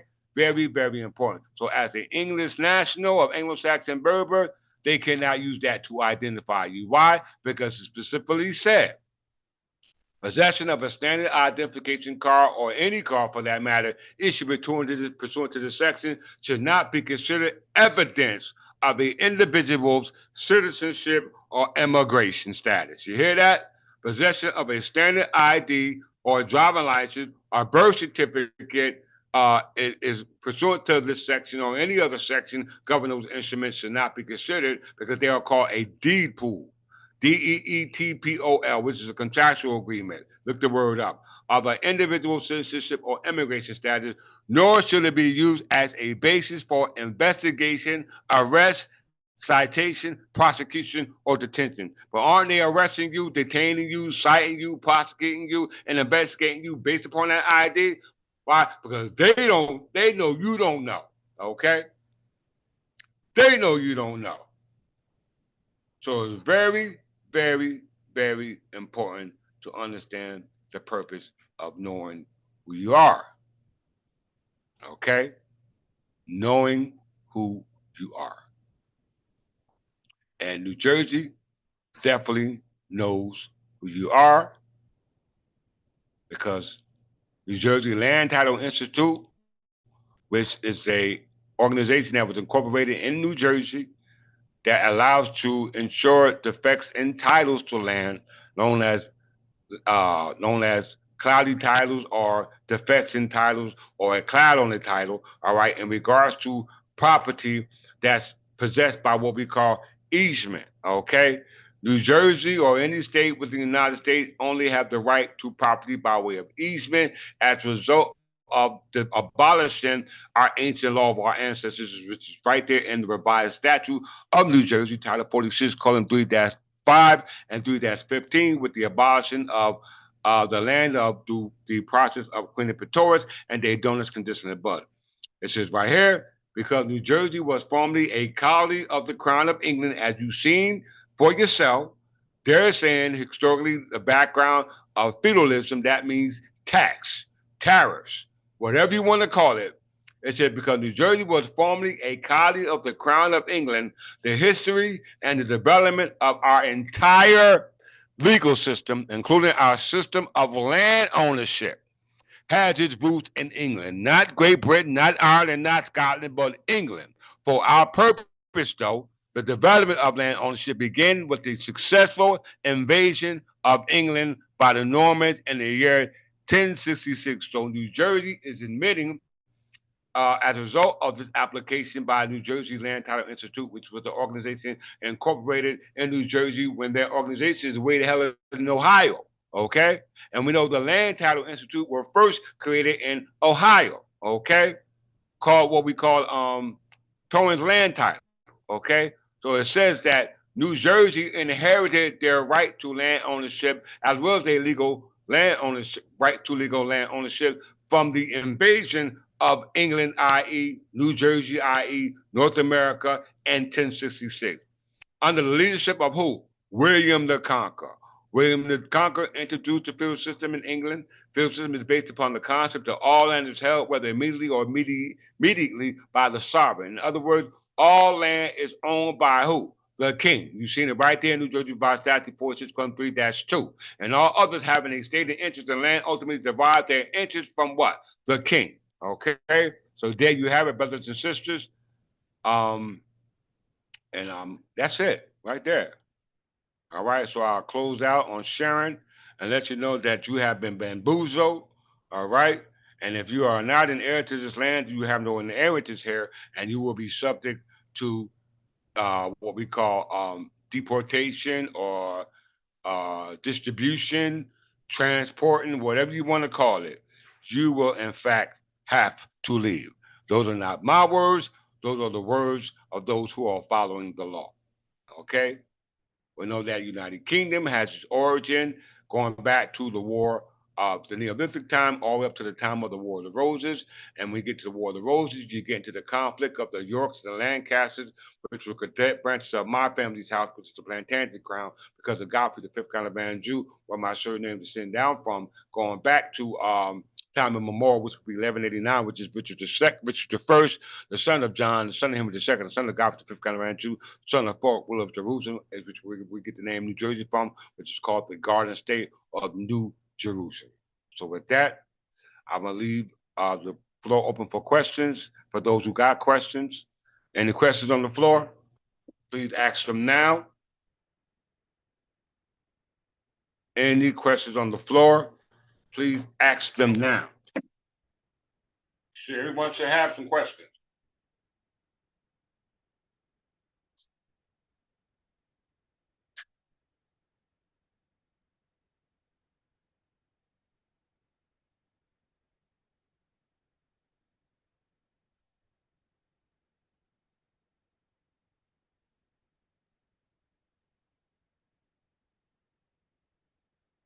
Go ahead, ask your question, Brother McGarrell.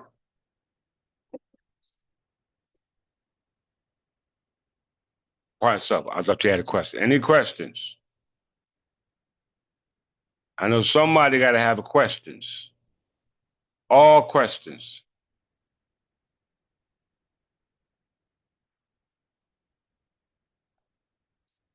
I'm waiting. Ask now.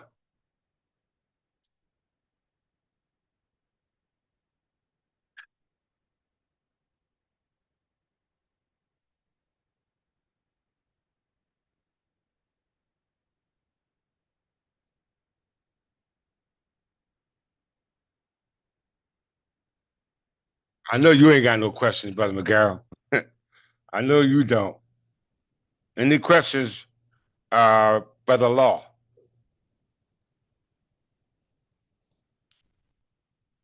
Any questions? Did you comprehend everything that was said today?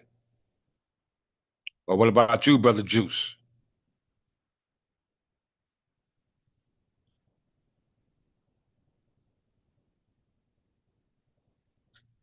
Thank you for joining me today as well. Really appreciate the assistance. It ain't good talking to yourself.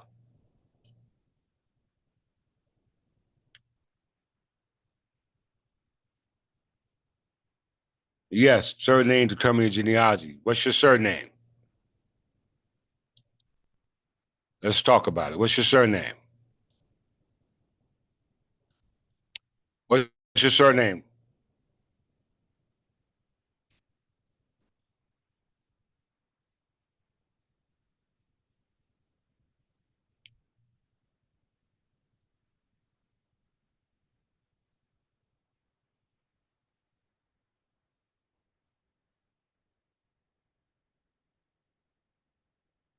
Is that your father's last name or your mother's last name? I refer to I prefer your father's because the mothers were subject to part two sequitur via trim, and that's the status referred to when we were emancipated. So, what's your father's or your grandfather's? I will most likely like your grandfather's on your father's side, or your grandfather's on your mother's side. Either one will do.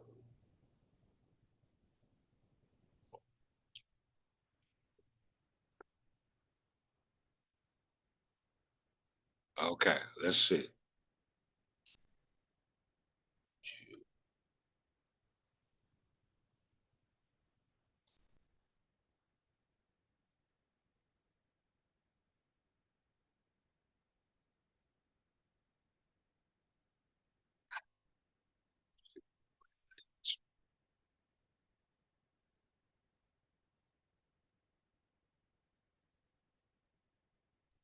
Oh, here we go.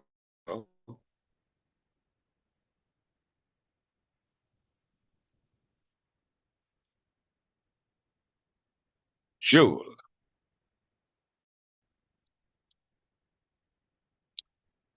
right there.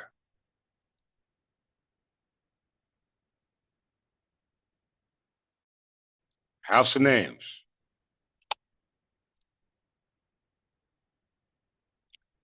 Etymology of jewel. The name Jewel is from the ancient Anglo-Saxon culture of Britain and comes from the baptismal name Joel. The surname Jude refers to the son of Joel, which belongs to the category of patronymic surnames. In Old English, patronymics were formed by adding a variety of suffixes to the personal name, which changed over time and from places to place. You know, a noun is a person, place, or thing. So names were given to persons, places, or things. Son is the prefix for a person known descendancy versus other names that denote to places, things, occupation, etc. All right, so it said in Old English, patronyms were formed by adding a variety of substances to personal names, which changed over time and from place to place. For example, after the Norman Conquest, and we talking about right over here, because New Jersey said that they got their right to land ownership by William the Conqueror through the Norman Conquest in 1066. So that means your people right here, Sunu, Sunli, which meant son, were the most common patronymic substances like my surname, Jefferson, son of Godfrey. In the 12th, 13th century, the most common patronymic names include the word Phileas, which meant son. By the 14th century, the suffix son have replaced these earlier versions. Surnames, the form that were formed from Phileas or son, were more common in north of England, and was here that the number of individuals without surnames was greatest at that time. The surname Jew was first found in Devon, where Tesla Neville Sevleber Ferdinand Tim. Henry III and Edward I included three lists of the name as both the forename of a surname Warren, Phileas, Julius, Henry III, Edward I. Those are of the Plantagenet, brother. So you're a family. You're a family. This king right here, Edward I, King of England, this king right here is right here in New Jersey by statute.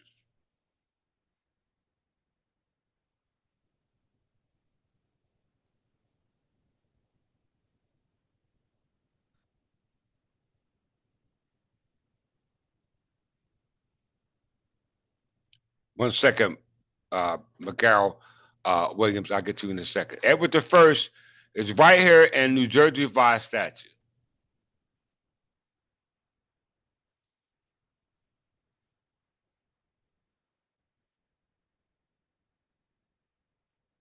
Governing property. Okay, governing property. If your name came from the Plantagenet crown under Edward the First, all right, I'll get to you in a second, Brother McCarroll.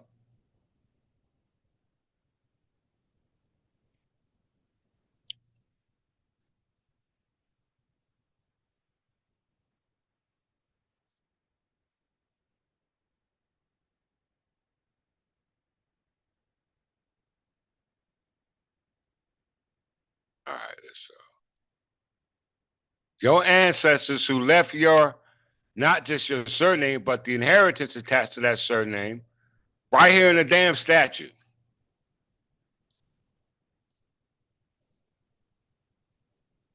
Whenever any conveyance, will, or instrument or writing shall have to be made whereby any grantee divides, not the grantor, but grantee or other person should become seized in law and equity of such a state of any will estate under the statutes of Edward the First. Where your surname go back to Edward the First was the descent progenitor of Edward the Third.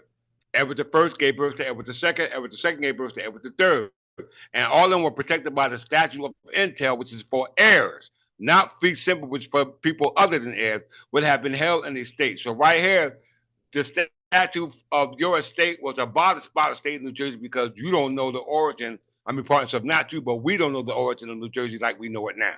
Okay, so there you have it. Your estate is based upon your birth name, Joel, which goes back to the plantation, the King Edward the First. Do you agree with me, brother Joel? Now, brother William.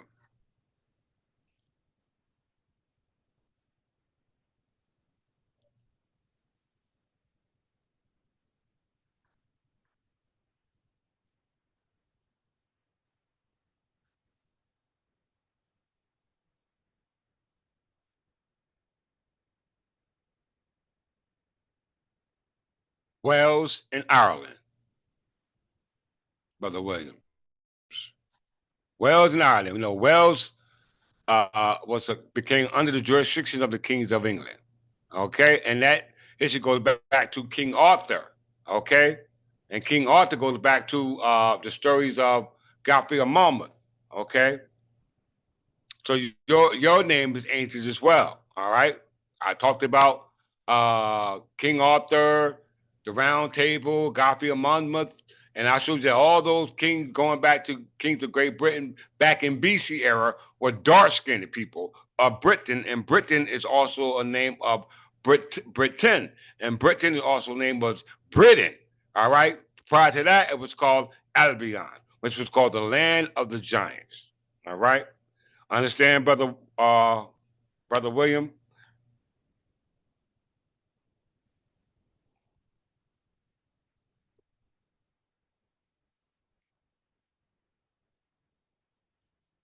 Brother Jules, did you enjoy the lesson, my brother? What did you like specifically about the lesson?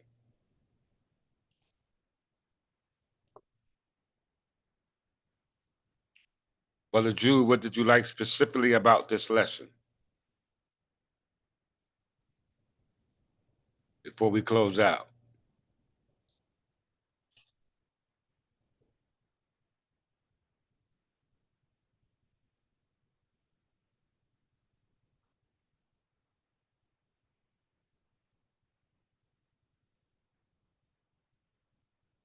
Make sure you like, share, subscribe.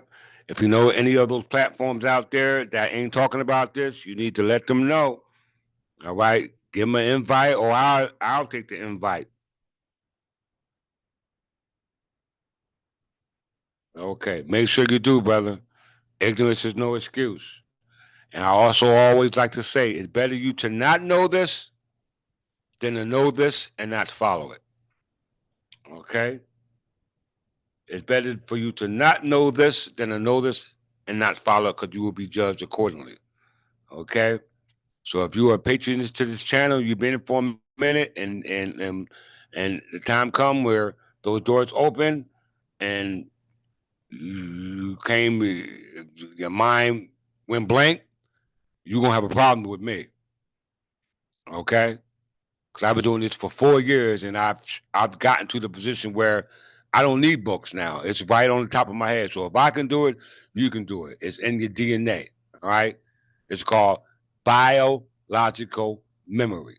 Okay. Engrams. Biological memory.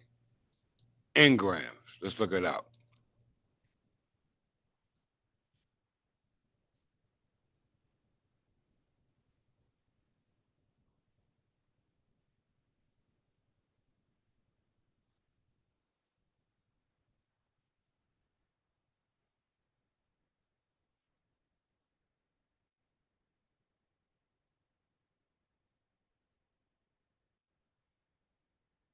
Oh, what's it? Immortality. Immortality. Yeah. Biological immortality.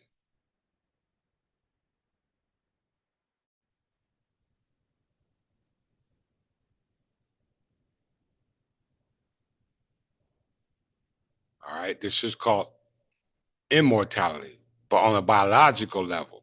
All right. Matter of fact, I'm not going to get into that. I did a lesson on that in previous lessons. To bring it on you now will be for naught. All right. But once again, thank you all for joining me here today. Our brother Jews, as well as always, brother Williams, known as Brother McGarrell. I really appreciate you for joining me. Uh, Many a call, but few are chosen, as well as brother Juice. Brother Juice, what's your surname? Brother Juice, what is your surname?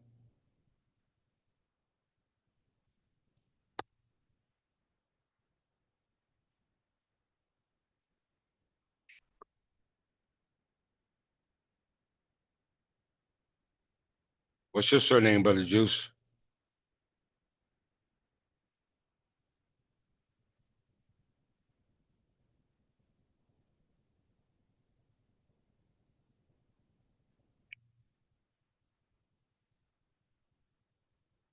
Still with us, Brother Juice?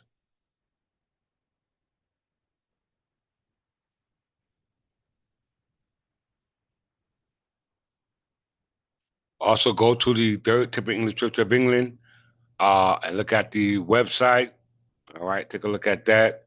All right, there's a lot of good information, as well as informative information, as well as uh, documentation to support our cause, our mission, and our direction. Looking forward to in the 21st century. Okay, so please understand how important it is to wake up. All right, wake up and realize that the King is back. Restoration of the crown is now taking place, and those who not pledge their allegiance have committed treason. Right. So with that, I'm gonna greet you as I'll always meet you, and that's peace and love. Peace.